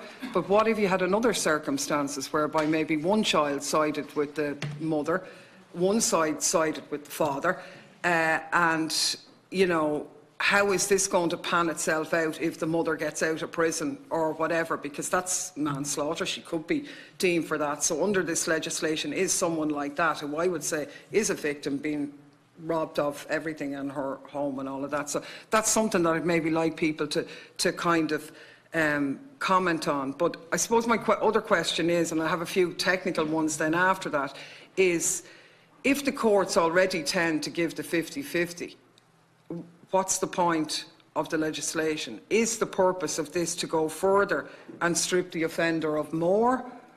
Or what's this about? I don't actually really see a benefit in this legislation at all. I very clearly understand why the victims of crime are yearning for a benefit, but I don't see them getting any benefit from this type of legislation. So I'm not sure why do we need it, like, given that there is already a prevention from somebody benefiting from the proceeds of crime. I don't really get it, like. Sorry, who would you like to direct your question to? Well, anybody really on the scenarios of the different. I suppose one of them is linked to every case is different. That people can be convicted of manslaughter. Are we saying, like in the battered wives, that she lose their house then and everything else? I absolutely agree with that. I don't know. Please go ahead. For me. I think, and it was set out in the Law Reform Commission, a lot of the areas that were not addressed, because right now we're dealing with the Succession Act only, which deals under wills and intestacy, and it's when it's outside of that it became more complicated. And when you're leaving it to the courts to decide, and they've got no guidelines, it's where we should have legislation, and that's where we believe that the legislation should actually give the presumption to the entire property going into the deceased estate, right? The victim's estate. But it's always as well subject to discretion as far as what were the circumstances, as if, you know, such as somebody being domestically abused at home for years. And we don't think that everything should be taken from them in those circumstances. But we should have a default position and work from there and provide discretion. But right now, there's nothing beyond the Succession Act to deal with anything outside wills and intestacy, and that includes an insurance policy or a pension policy that you would automatically be entitled to, because the person that you're taking it from is the person that you killed, but they're the person that had nominated you for that. So there's a lot of stuff to be dealt with in the legislation. Would you like to come back, please? I suppose two comments. One of them is that a good thing that the bill would do is, in the case of manslaughter, create a discretion to give relief against this rule. So, as things currently stand, the person in England, the example which you gave, would, under Irish law, just lose out. But England in 1982, and us in this bill, would be introducing a discretion that would only apply in relation to manslaughter, to say that, you know, there was a tragic case in England where the man was mentally ill, the wife stood by him, and then she was frightened, got a shotgun, it went off, and it was technically manslaughter, but she just got the Probation Act, and they gave her relief against forfeiture, against losing out in that case. So the bill would achieve that. Now, a problem with the drafting of the bill is that in relation to the joint tenancy, that discretion would also apply in relation to murder. For no good reason. I mean, if you think it should only apply, as the English do, to manslaughter, it shouldn't apply to murder in only some cases. But that is a benefit of the Act. And again, I don't know if I could restate why I think there would be a good idea to be legislation. Like I say, usually the Oireachtas wouldn't get around to something like this, but having got around to it, it would give more clarity to the families. It could clear up some technical points, like the three-party situation and like that complexity in relation to land. And it could also enact this protection for people who commit manslaughter but aren't really that culpable, and that we would want to suspend it. So I mean, there would be some benefits, but it isn't a crisis like that it has been portrayed. If it would be difficult for the families, but it might be difficult if it's enacted and it doesn't have anything to strip the offender of more than their half. That could be seen as, you know, an act went through, but it didn't do. But in New Zealand, for example, they said, well, let's have this act. It was proposed to do what's being suggested, strip it down to nothing, went through the Parliament. They said, no, we can't do that. And they put in what we currently have, which is the equal share. So you know, it would achieve something, but it wouldn't be clarifying some huge anomaly. It would just be making things a bit easier for the family, giving a discretion to relieve against manslaughter, and dealing with some other technical issues that are very complicated to talk about now, like the one about land. So it would achieve something, but not as much as maybe has been portrayed in the media. Look, Judge Laffoy herself had said that she would prefer to rely on legislation in this regard. And if she's saying it, and it was a struggle for her to deal with cause and Liz, we should be listening. Yeah, I would have the same view. I think that the judge felt it would be, with her actual words, it would be ideal to have legislation. So I think that's where she's coming from, and I guess to an extent I would agree. Please. I think your summary was good. I think it would be helpful, but I don't think it's a panacea to a lot of the problems that are there either. Just in terms of some of the technical points and that, and maybe they're related to Jim, I'm not really sure, like, you know. But in terms of when is the joint tenancy, or when would it be severed? Like, is it severed as soon as somebody is charged with the offence, when they're convicted, or what's the threshold of when that happens? From the date the offence was committed. Well, is there not a problem here then with assuming guilt and effectively stripping an asset from somebody, you know, by allowing them only, you know what I mean, who might be found innocent later on? Does that put the property into a... I guess what happens is that it happens from the date of the crime, and then we have to decide whether there was a crime. So we don't know whether it happened or not, but then later on, when we decide on the balance of probabilities that this crime happened, we then retrospectively know that at that instant the severance took place. And it says in the Act that it would only take place in equity.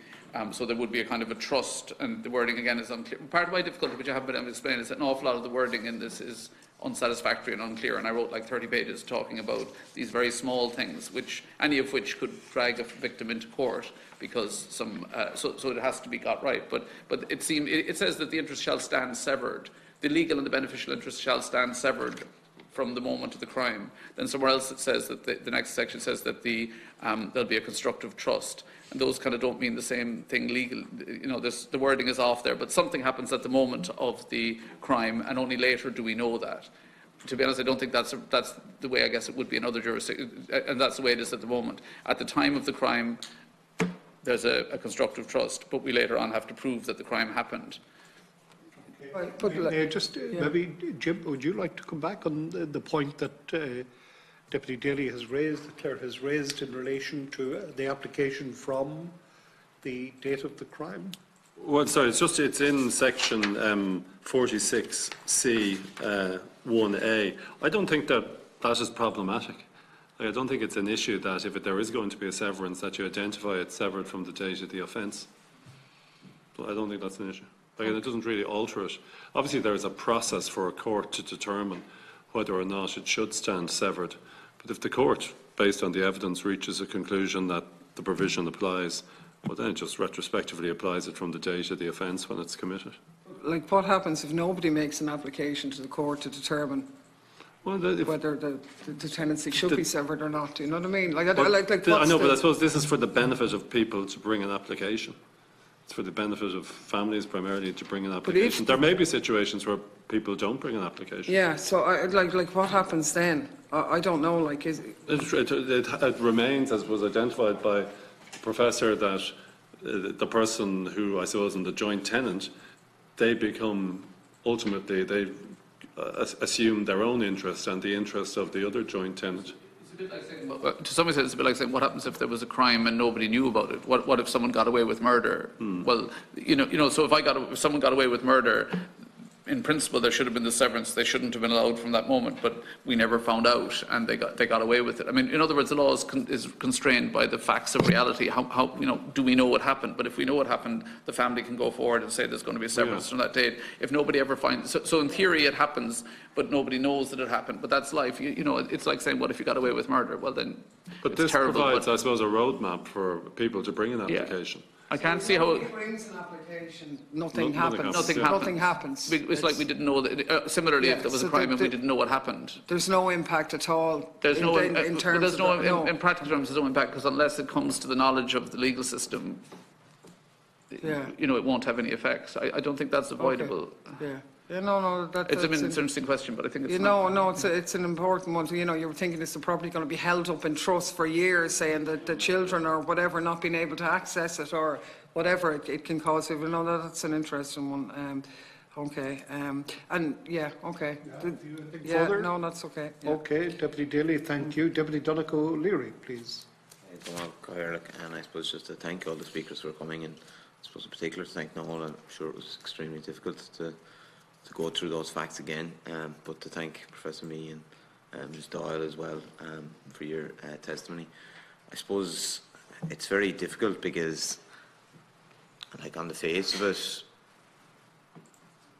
like, I mean, I think in the abstract, the person in the street would see it very clearly as a benefit to the killer to take full possession of the property. In practice, or in reality, I suppose that their share of the property. But, like, I mean, my sense of it from what Professor Mee is saying is that under joint tenancy, such as it operates, that the killer's 50% share after the point of severance is effectively constitutionally inviolable. Is that, like, I mean, there is... I think it would be, again, I regret the fact there's a complication, but I would say yes. But in relation to land, it's a bit different. I mean, can I say, I can see what this bill would look like. You know, if I had to draft it, I would say, well, we get rid of that discretion, and I would say that there was an automatic half share, and then I would say in cases of land where the Section 30 prohibition comes in, the court can determine what benefit they think that the killer got from getting around that Section 30 prohibition on severance, and make an order accordingly. Like, it's messy, but what can you do? That's where the Section 30 is an unpredictable thing, but it's in there, and you could get rid of it. I would be all in favour of that. But if you didn't, you could deal with it in that way. And then, so in other words, I guess sometimes I mean, if you were in Advic, you would be getting some of what you wanted, which was that in cases involving a house, which is amongst the most important ones, something that the court decided was a benefit could be taken off them, and sometimes the killer would be getting less than a half, but we would be focusing on the issue that what it's all about, which is prevention of benefit. It's just very hard to pin down what the benefit is, but I mean, I guess we don't want to give the killer the benefit just because it's hard to pin down. So you could, but I think that would not, my own view, and there's other experts, but that it wouldn't be unconstitutional if it just was focused on what the bill says at the top, prevention of benefit from homicide. Nobody thinks killers should get a benefit from homicide, but nobody thinks either they should forfeit their thing. So this would be really easy from a theoretical point of view. If there wasn't Section 30, you would just say, oh, it has to be 50-50. But Section 30 creates complications. And as Justice Lafoy said on the facts of Caoimhghín Lillis, that there wasn't any benefit to the killer. So I guess in the facts of that case, the killer would have got their half. But in another case where the killer was much older, or there had been an attempt to sever before, it could be, it could be difficult to work in practice, but I'm not sure what else you can do because Section 30 is there. But that is a lesson in that, because Section 30 isn't in any, like Saskatchewan has it or something, but nobody else of all the other jurisdictions. Sometimes we just get ideas and we enact something that's totally different than everybody else, and then it complicates our law unnecessarily. Just that has other benefits, though. Well, you know, that's a different debate. It's a different debate, yeah. Section, Back to sorry, just to clarify, is that Section Joel, 30? I'll take you in just one moment, if that's okay. It's the 2009 Land and Conveyancing Land and Act. Conveyancing Law Reform Act, which says that you, it was always understood before that a joint tenant could sever at any time, and could, if they didn't think the survivorship rule was going to favour them, they could switch to a tenancy in common where there would be no survivorship. But then this Act said you had to get the prior written consent of the other joint tenant. Okay, just one moment, Deputy. Noel, you wish to come back in, please. The assumption that I'm hearing across the floor is that the person that was killed is going to die first anyway. And I don't think that that's an assumption that can be taken lightly. I think the assumption should be that through the course of a normal life, that that person may have lived longer. Therefore, the half benefit or the full benefit to the house would not apply. And you seem to be, you know, I think that that's where the crux of the issue is. The assumption shouldn't be that the person that has died wouldn't have outlived the person that committed the offence. And I use those words in a non-confrontational sense. And I think that that's the way that we should view things, that the person may live longer than the person that's going to inherit. Thank you, Noel. Yes, Deputy. I might actually just to take that opportunity. So, say that being the case, right? Say in that. Yes, sorry. So a couple continues to. Yeah, this is very technical, but it's important, obviously. Like a couple continue to survive, and there is no violent murder or anything like that. Yeah. One person dies. The other person would normally succeed any benefits that's coming to them. Yeah. But somebody that would kill their spouse or partner, the assumption that I'm hearing across the table is the assumption to their rights as an individual to inherit that. But that assumption has only happened because the person has died. I would put it to you that it isn't.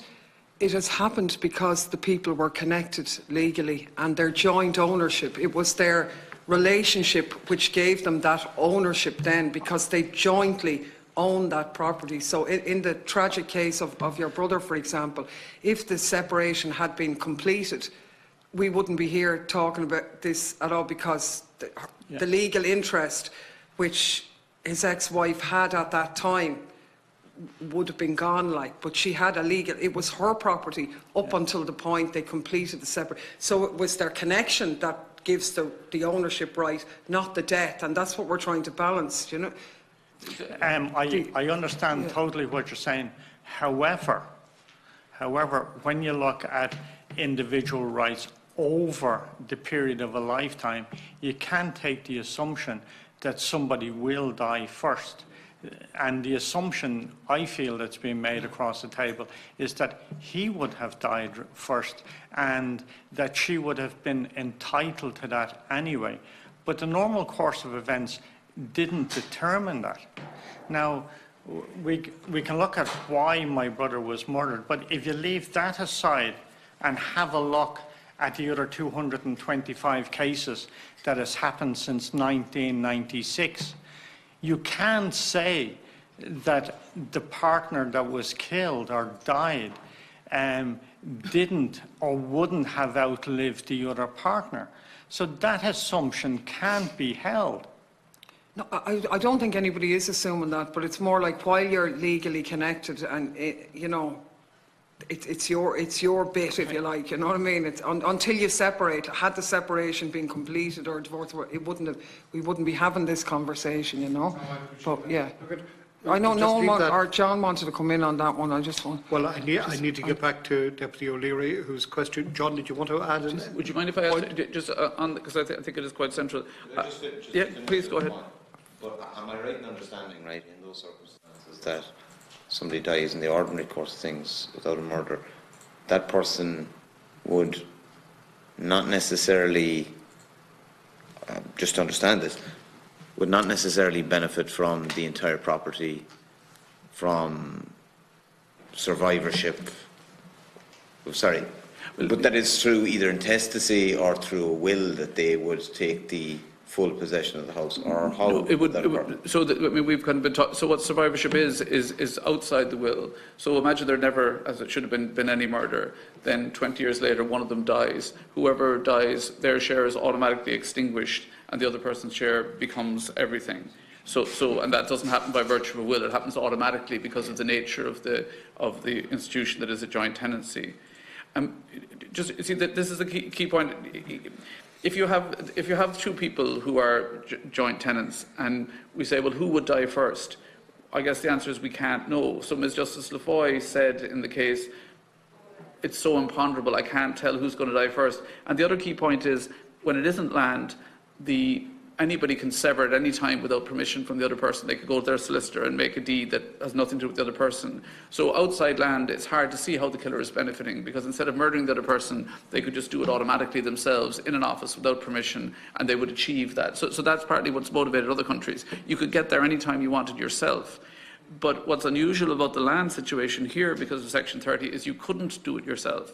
So that's why I feel that there is that's what Justice Lafoy felt as well, that there is this problem, which is that it's special in relation to land because the equivalence isn't so obvious anymore. You used to be able to, instead of terribly murdering your wife, you could just sever it and you would get the same result. So it doesn't really seem like a profit. In relation to land, you couldn't do that, but on the other hand, if the person refused, you could ask the court and the court might let you. So it's very hard to pin it down. The Section 30 is a very strange provision, because two adults, they're both 30 years old, one says, I want to sever, the other one says, no, I think you're going to die first. And you say, well, why would you think that? Please agree. And they say no, and then you go to court and say, are they being unreasonable? So in my submission, I was saying the best I could think of was that you would look at it and see, well, would the court have allowed a severance if the person had asked for it instead of committing the murder? And if the court wouldn't have allowed it, then we try to think, well, what benefit has the person got from achieving the severance? And there would be an element of, actuarial calculation. The court could try to work out what benefit had been achieved and try to undo that. That's the best I can think of. But the problem is caused by Section 30 being an unusual provision. But just to distinguish between two sets of circumstances. So, in circumstances where there isn't a murder, I suppose the deceased's interest is distinguished. The other person takes it automatically without outside testation, just automatically. Yeah, and I suppose aside from any proposed legislative changes that happen here, that isn't the case. There is deemed to be a separation. Or a severance. Sorry. If there's no murder, but if there is a murder, if there is a murder, there's deemed to be a severance, and it's half and half straight away. Yeah. So that the thing was heading towards whoever died first, and it's then derailed. Okay, all right. Well, it's derailed, but you have to go to court to establish that it's derailed. But you have to go to court no matter what, though. Even if there was a rule that the killer lost out automatically, you would still have to say, well, he killed. Well, what about the Succession Act and the legal right share? Because this is where you go back to the wills and intestacy. And under the Succession Act, they've provided that if you're guilty of homicide against the person who had left you something, or if you're their spouse or civil partner, you are no longer entitled to that legal right share. End of story. And nobody has a problem with that. And that's the right thing. Okay, I know it's a future vesting of property, but it's still a very clear right that comes to you, which has been eradicated quite properly if you kill the person that you were going to get that benefit from. So I just don't see why we're getting ourselves in knots about the survivorship element.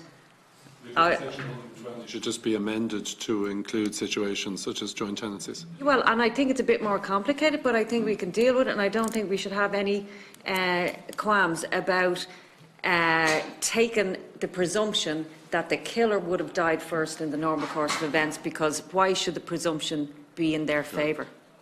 Okay. I'll go back to Deputy O'Leary, please. Okay.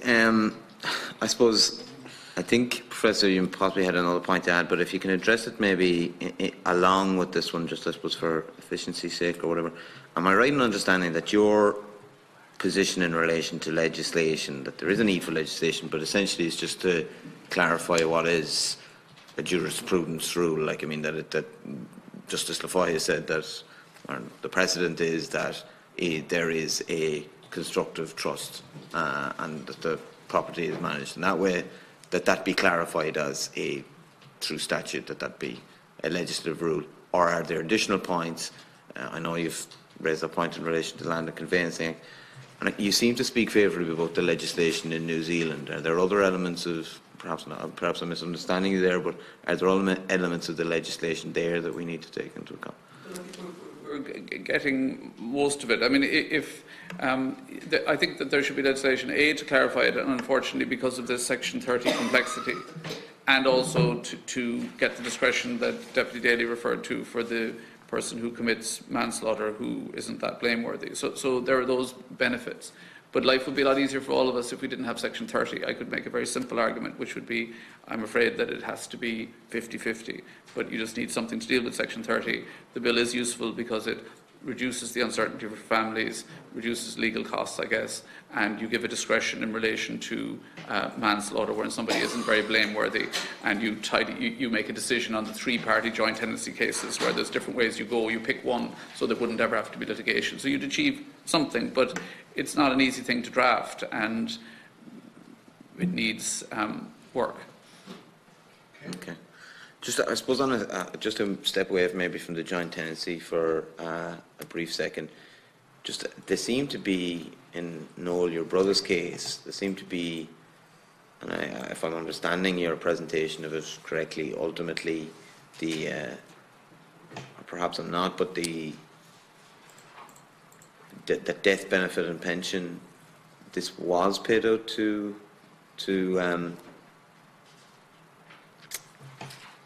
Tanya, to Ms. Doyle. Is that the case in the end? No. No, it was not. I obviously didn't come across clear enough. The death benefit was paid out by the trustees to the family. Okay, yes. However, the pension part of it took us to 2016 to receive an understanding from the trustees of the pension that they would not pay it out. His pension plan left the discretion of payments from the pension plan to the trustees, and we focused on that discretion, and we received an assurance in 2016 that that payment would not be paid. Okay, I'm glad to hear that. Now, but could I? Hopefully, if she's released, she won't go to court and contest that. But at least we have been given some sort of an insurance. Okay. Thank you. I'm pleased to hear that. But I suppose I'd take the opportunity then to ask Professor Mee and Ms. Doyle, are you confident that any issues that exist in relation to this, and obviously there's some element of disagreement and dispute, but they relate primarily to, I suppose, to land and to the joint tenancy issues like that? Like, I mean, are we relatively satisfied that the legislation as it currently stands ensures that, depending obviously on the drafting of the policy and all the rest of it, that generally speaking the murderer will not benefit from a pension or from a death plan in those?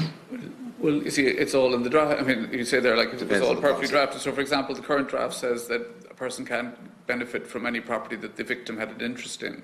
But a life insurance policy is not like that. If I took a life insurance policy out on someone's life and then I murdered them, the victim doesn't have any interest in that, so the wording has to be different to cover that. So, you know, you could, at the moment when there's no law, there's flexibility in the sense that the judge can say, well, I've got this general principle in mind and we never thought of this before, but it falls into it. Whereas if you pin it down in legislation, you could risk, I mean, I think it's the New Zealand legislation, there's another line which is any other, they have something like any other instance where a person is profiting from their homicide, the court shall make appropriate order. So you could put that in to try to sweep up anything that was missed. Now, it could be dangerous because the judge might do something that was unwarranted and then you'd have lots of litigation and it would get reversed. But they do have that in the New Zealand one. But this bill, if it was proper, but if everything was, you know, if it was properly drafted, one of my concerns is that it would be rushed through without being properly drafted, and then you would end up looking like you'd solved the problem until it came up, and then misery would be caused. Okay, Helen, did you want to add anything to that? No, you know, we're delighted the bill is there because we do think that it's badly needed, and just really on that, we think there's a leaning towards the splitting of the property when we think it should all vest in the estate of the victim, and also bringing in people who've aided and abetted. And apart from that, very happy that it's addressed. Okay, thank you for that. Deputy? Yeah, I suppose I'm not sure it was necessarily clear enough. I suppose what I'm asking is really generally, are the Speaker satisfied that where legislation pertains to, say, specifically pensions, there's no legislative weakness, but that the issue generally depends upon how well the pension policy is drafted to prevent that, or am I misunderstanding the answers that I got there? Would either of you wish to come back on any of that? It's covered in the Act, in the draft bill at the moment. It says that you can't get any. It tries to say you can't get any pension, but it puts in this business about in which the victim had an interest. But if you deleted that, I guess it says in black and white you can't benefit from a pension. So that seems to cover it, unless it's going too far. But it does say that. It does specifically address the question of pensions, and the New Zealand legislation does that well. I think that's doable in legislation. Okay. And you made the point in relation to arbitrariness, and I understand the point, but I suppose, is there any point to which, you said yourself to an extent that joint tenancy is a specific and I suppose a very particular form of property ownership.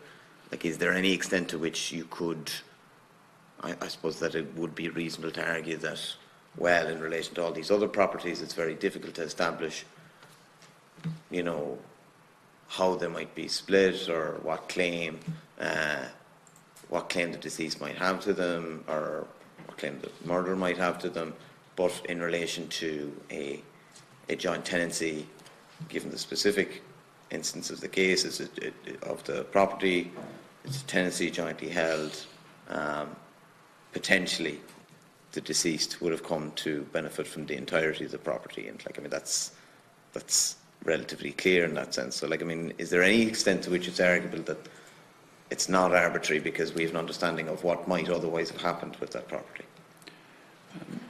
I guess part of the reason I think it's arbitrary is that if you look at the list of factors that are to govern the discretion, those factors are very wide-ranging and not relevant to the question of is it a benefit. But again, there was a point that I mentioned earlier that is sort of the most, if I was advocate, I would say, well, what about that? Which is the question of whether a killer is benefiting. So if a killer kills somebody and they would have been liable to be divorced and lose lots of their assets, and they murder the person, and then that divorce never happens. This is what those factors are getting at. Those factors in the bill which say the amount that each contributed to the acquisition of the property, what they contributed to their family. That seems to be a gesture towards an idea that, and I think in the Cauley case, that's, I think, where the perception, why, if I was the family, why I'd feel so bad, was that, amongst other things, was that all this money had been brought into the family and kind of given to him, and now he's getting away with it. And, okay, from the normal situation, that's just part of the history of the matter. He became the owner, so you can't take it off him.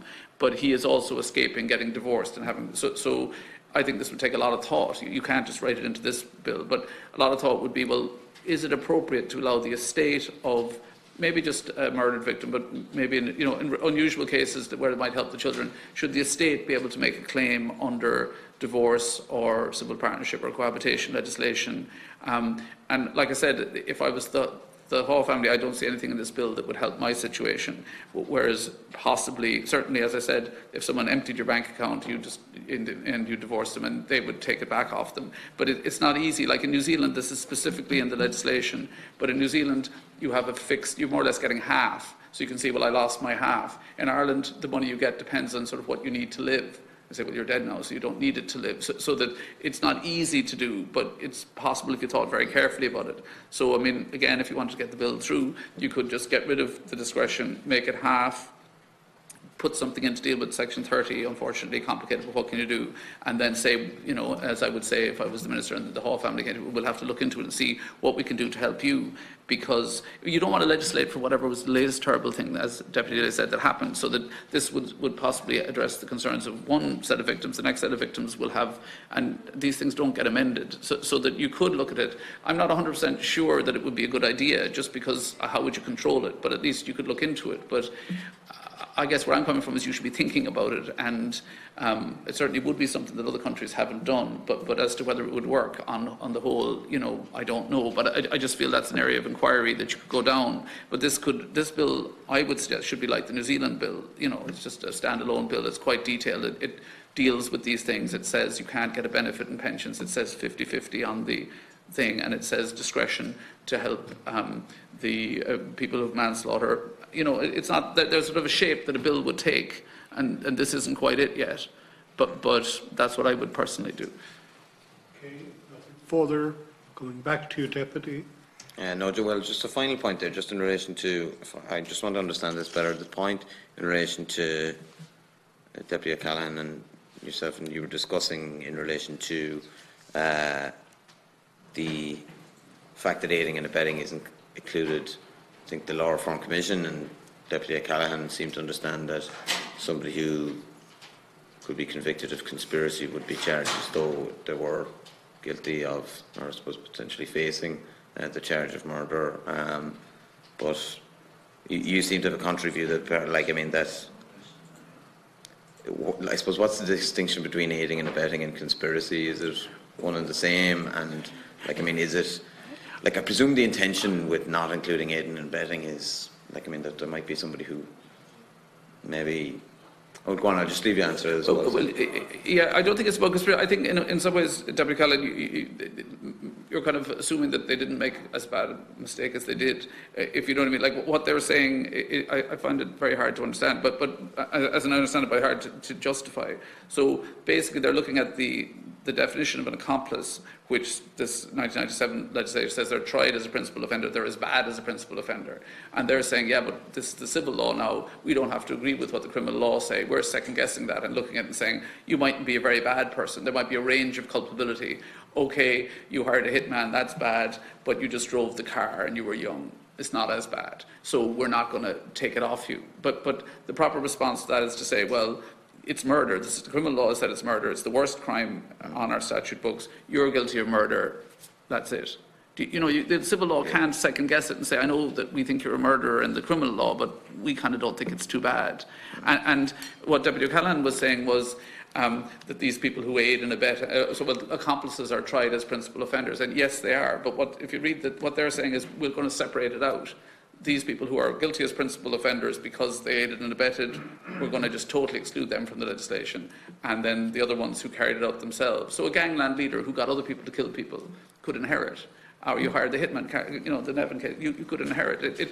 It's a very surprising aspect of the bill, but it's easily dealt with. I mean, if you want to get the bill, you just delete it. I mean, I think in the debates it was suggested that maybe there could be a discretion, but I think the discretion should only apply to people guilty of murder for that reason. If you're applying it to all people who are guilty of murder, there's no particular reason to single out, except that they talked about it, to single out some murderers for special treatment. I think discretion should apply to everybody, or else just to manslaughter. Does that answer the question? Yeah, that's it. Thank you, Deputy O'Leary. I'm now going to take Deputy Mick Wallace, and just to put Senator Mary Louise on notice, we'll come to you then directly afterwards. Okay. Well, I'll be very short, and thanks very much for your contributions. It's fairly complex. Obviously, as legislators, we have to be careful that while it's our duty to legislate, it's also our duty to do less harm than good. But I suppose my gut feeling is that you think that, yeah, there should be standalone legislation to give more clarity to families, the better guidelines for the judges. So it's just about merited that we would actually legislate. That's about it. If it was done carefully, and there would be quite a bit of work to be. I think usually these bills would, they would start with the Law Reform Commission. Don't usually draft it in final form. They're just saying this is, and certainly my experience has been it's changed quite a bit from the time they drafted it when it goes through the parliamentary office and so on. So that's part of the development. But I think this would need quite a bit of development in this particular instance. But if you got it right, but just. If you get it wrong, does that make sense? Like that, if you could have one slip, like in the section 120, subsection 1, one slip that has the Nevins in court for 23 years after the event, you've got to get it right, or it's painful. No question about that. We certainly do. Did you want to add anything? That's fine, thank you. You're Thanks okay very with much. that? Yeah. All right. Senator Mary Louise, I need to indicate to Deputy O'Caoláin if he wishes to make a closing comment at the end, that's okay. No, I just want to make some general comments because I have a lack of knowledge of the law except when it comes to your own front door, and I know that Noel would possibly had a lack of knowledge of the law till it came to your front door, Noel, and also Joan Dean here. And I'm a patron of ADVIC, and I suppose if I was to say one of the right things I did since I came to the Senate was become a patron of ADVIC because of what I've learned, what happens to people from parole to minimal custodial sentencing, and now to which Jim has also, Deputy O'Caoláin, is also trying to rectify, and also this bill. I really would, Chair, find it very difficult to speak about first-degree convicted murderers having the same rights as people they have murdered. I find it difficult, but I bow to the law. From an emotional point of view, I find it very difficult because, but what I'm hearing here is that property rights takes precedence over social justice. That's the bottom line here. And that's what we're saying, or the property rights take precedence over willful first-degree murder. That's kind of what we're arguing here on a pin. And one of the things that has happened over the last, and I think you mentioned it yourself, Noel, since 2009, is that we keep arguing it and arguing it and walking it and arguing it and waiting and delaying, and we're still 2009. So I'd like to congratulate Deputy O'Caoláin for actually Jim, for actually bringing this forward. And I would agree totally with Professor Mee that this should be a standalone bill, because I think it will be cleaner and clearer, and you'd be able to do exactly what you're saying, as opposed to having it in the civil liability amendment. So that's a bit, I'd like Jim, maybe he might talk about that. Also, could you just, what happens insurance policies, and what happens investments, and what happens any bank account, other bank accounts, or other not so much other properties, but other investments? What happens that, or is that part of the bill, Jim? That it's not just property. I think the arguments about who would have a lifeline first, who would have died first, really pale into insignificance when somebody shortens the life purposely of somebody. I mean, it becomes a different argument there. But either way, I would like to see this legislation be progressed. I would like to see the parole be progressed as well. But I think it's extremely important, and we have delayed and lingered long enough. So there were just it's kind of general points about it, and the standalone nature of it, and all of the aspects. Well, Deputy O'Caoláin can address that in your closing remarks. But before I go to you, would Professor Mee or Noel or Helen like to respond to Senator Murray-Louise's? Can I just say one other thing, Chair, that sometimes, you know, victims are very fragile, and killers have great energy. Chaos has great energy, and the victims get silenced all the time. And the energy and the push sometimes, and the language and the law seems to be behind, you know, the perpetrators. And I'm talking about convicted first-degree murderers. I'm not talking about fatal assault or even manslaughter. They are different areas.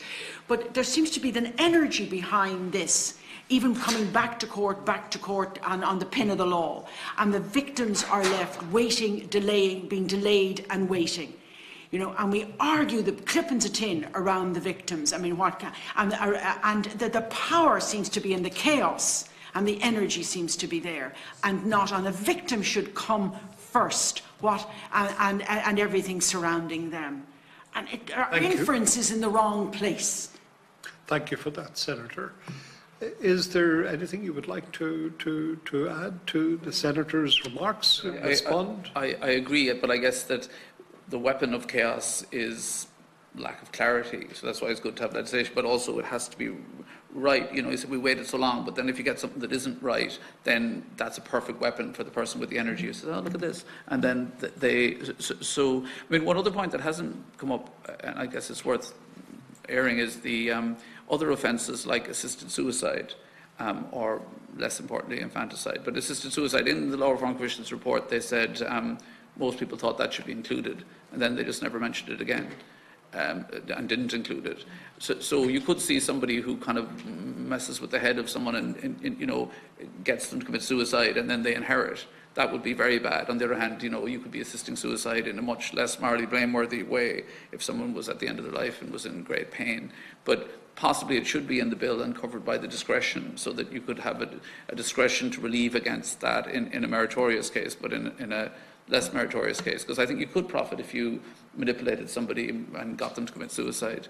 But certainly it's an issue that should be discussed. The Law Reform Commission seemed to say most people were in favour of it, and then they never talked about it again. So I just mentioned that. But with the investments and all those, if they're held separately, nothing applies, you know, but if they're held jointly, I guess it's like a joint tenancy, so that they would be covered by the severance, same as the... So if you had an investment, a bond of 100,000, it was in joint names, the result would be that they would become entitled as tenants in common under the current law, and under the current law they'd be entitled as tenants in common. Under the bill, there would be, start out as tenants in common, there would be discretion, and the court could reduce the killer's share, or in fact reduce the victim's share, as it's currently drafted, surprisingly enough. I wonder if negative equity insurance and negative equity. Well, negative equity, I suppose, insurance is different now. They're two different things, right? And insurance policies are covered, and we talked about them earlier. I mean, in a case where there was negative equity in the house, I guess it might be unfavourable for the killer to get all of it. It's usually covered, though, isn't it? The mortgage policy. Well, the mortgage policy will pay. And it will pay at yeah. a point. No, but the mortgage policy The is mortgage correct. gets paid off. The mortgage gets under the current law. The mortgage gets paid off, and if you kill someone else and then there's a bunch of insurance money comes in and pays off the mortgage, the courts have held in this discussion, Law Reform Commission, that that's sort of treated as money coming from the victim, and then you have to pay them back. So in the kind of settling up, the person doesn't profit from that. It is included in their own. But all investments become part of the common tenancy in common. Is that what you Well, if you had investments that you held as joint tenants, they would, under the current law, become held in tenancy in common. Under the terms of the bill, they would be held under tenancy in common, and the court would have discretion to reduce the killer's share, or in theory, increase the killer's share. That's what the bill says. The difference is a lot of times an insurance policy would have a nomination to the spouse, and that's where they won't access that, because they did not have a vested interest in that. They weren't named in it and they didn't own it. Joint property is the problem.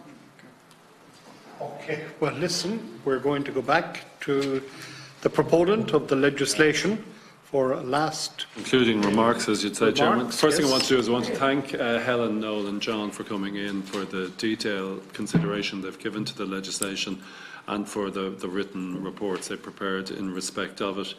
Obviously, I'm not in any way proprietorial or sensitive about it. The most important thing is that if we're introducing legislation, we get it right. And we'll take on board everything that's been said here this morning, because I'm sure certainly neither I nor any other member of the committee nor anyone else wants to introduce legislation that could have unintended consequences. However, I think the principle behind the legislation stands. I'm pleased to hear that John thinks that it's appropriate that we do have legislation. I think the benefits of legislation is that it prevents people having to go to courts in the uncertainty about trying to establish trusts before courts of equity. The benefit of having statutes in place are that people can identify what their rights are and what processes and applications they have to bring. I'm conscious what John says as well, however, that legislation can tie you up sometimes, because you can put something into legislation that may have unintended consequences. This is what we'll do now, Chairman, as we do always. We consider all the submissions. I'm not going to plough ahead with this without hearing the views of the committee. We'll produce a report. You know, if the committee believes, or if we think that it's more appropriate to amend it in significant ways, I have no difficulties in doing that. Alternatively, we can take on board a lot of the recommendations here for the purpose of amending it. But I do think there is a need for legislation, and we can have an interesting discussion about property rights and constructive trusts and joint tenancies and tenancy in common, but it is not unfair and it is not wrong for families to believe that in circumstances such as is the case in, for instance, Noel's brother's case, or the Cawley case, or indeed the Hall case, that they believe, and it is the case, that persons have benefited as a result of wrongful acts. And I think we need to introduce legislation to give effect to that. But thank you to everyone, and thank you, Chairman. Thank you, Deputy O'Callaghan. And just before we get to our concluding remarks, I think that Jim has summed it up very well. We are all agreed legislation is required. The question mark is in relation to whether or not the bill before us for consideration can or will fulfil all its promise. There are questions there that need careful address over the time ahead. I want to thank Professor John Mee, Noel Byrne and Helen Doyle for your witness here this morning, for your contributions, and I'm going to single Noel out and say, thank you very much. And we take the opportunity as the Justice and Equality Committee to extend our sympathy and our solidarity to you and your family. The loss of your brother is something that you will be very conscious of throughout all of your lives, and we're very, very aware of that. I would like to thank Senator Mary-Louise O'Donnell. Thank you. Great to have you here. Great to have you here. And to thank the members of the committee for their respective contributions.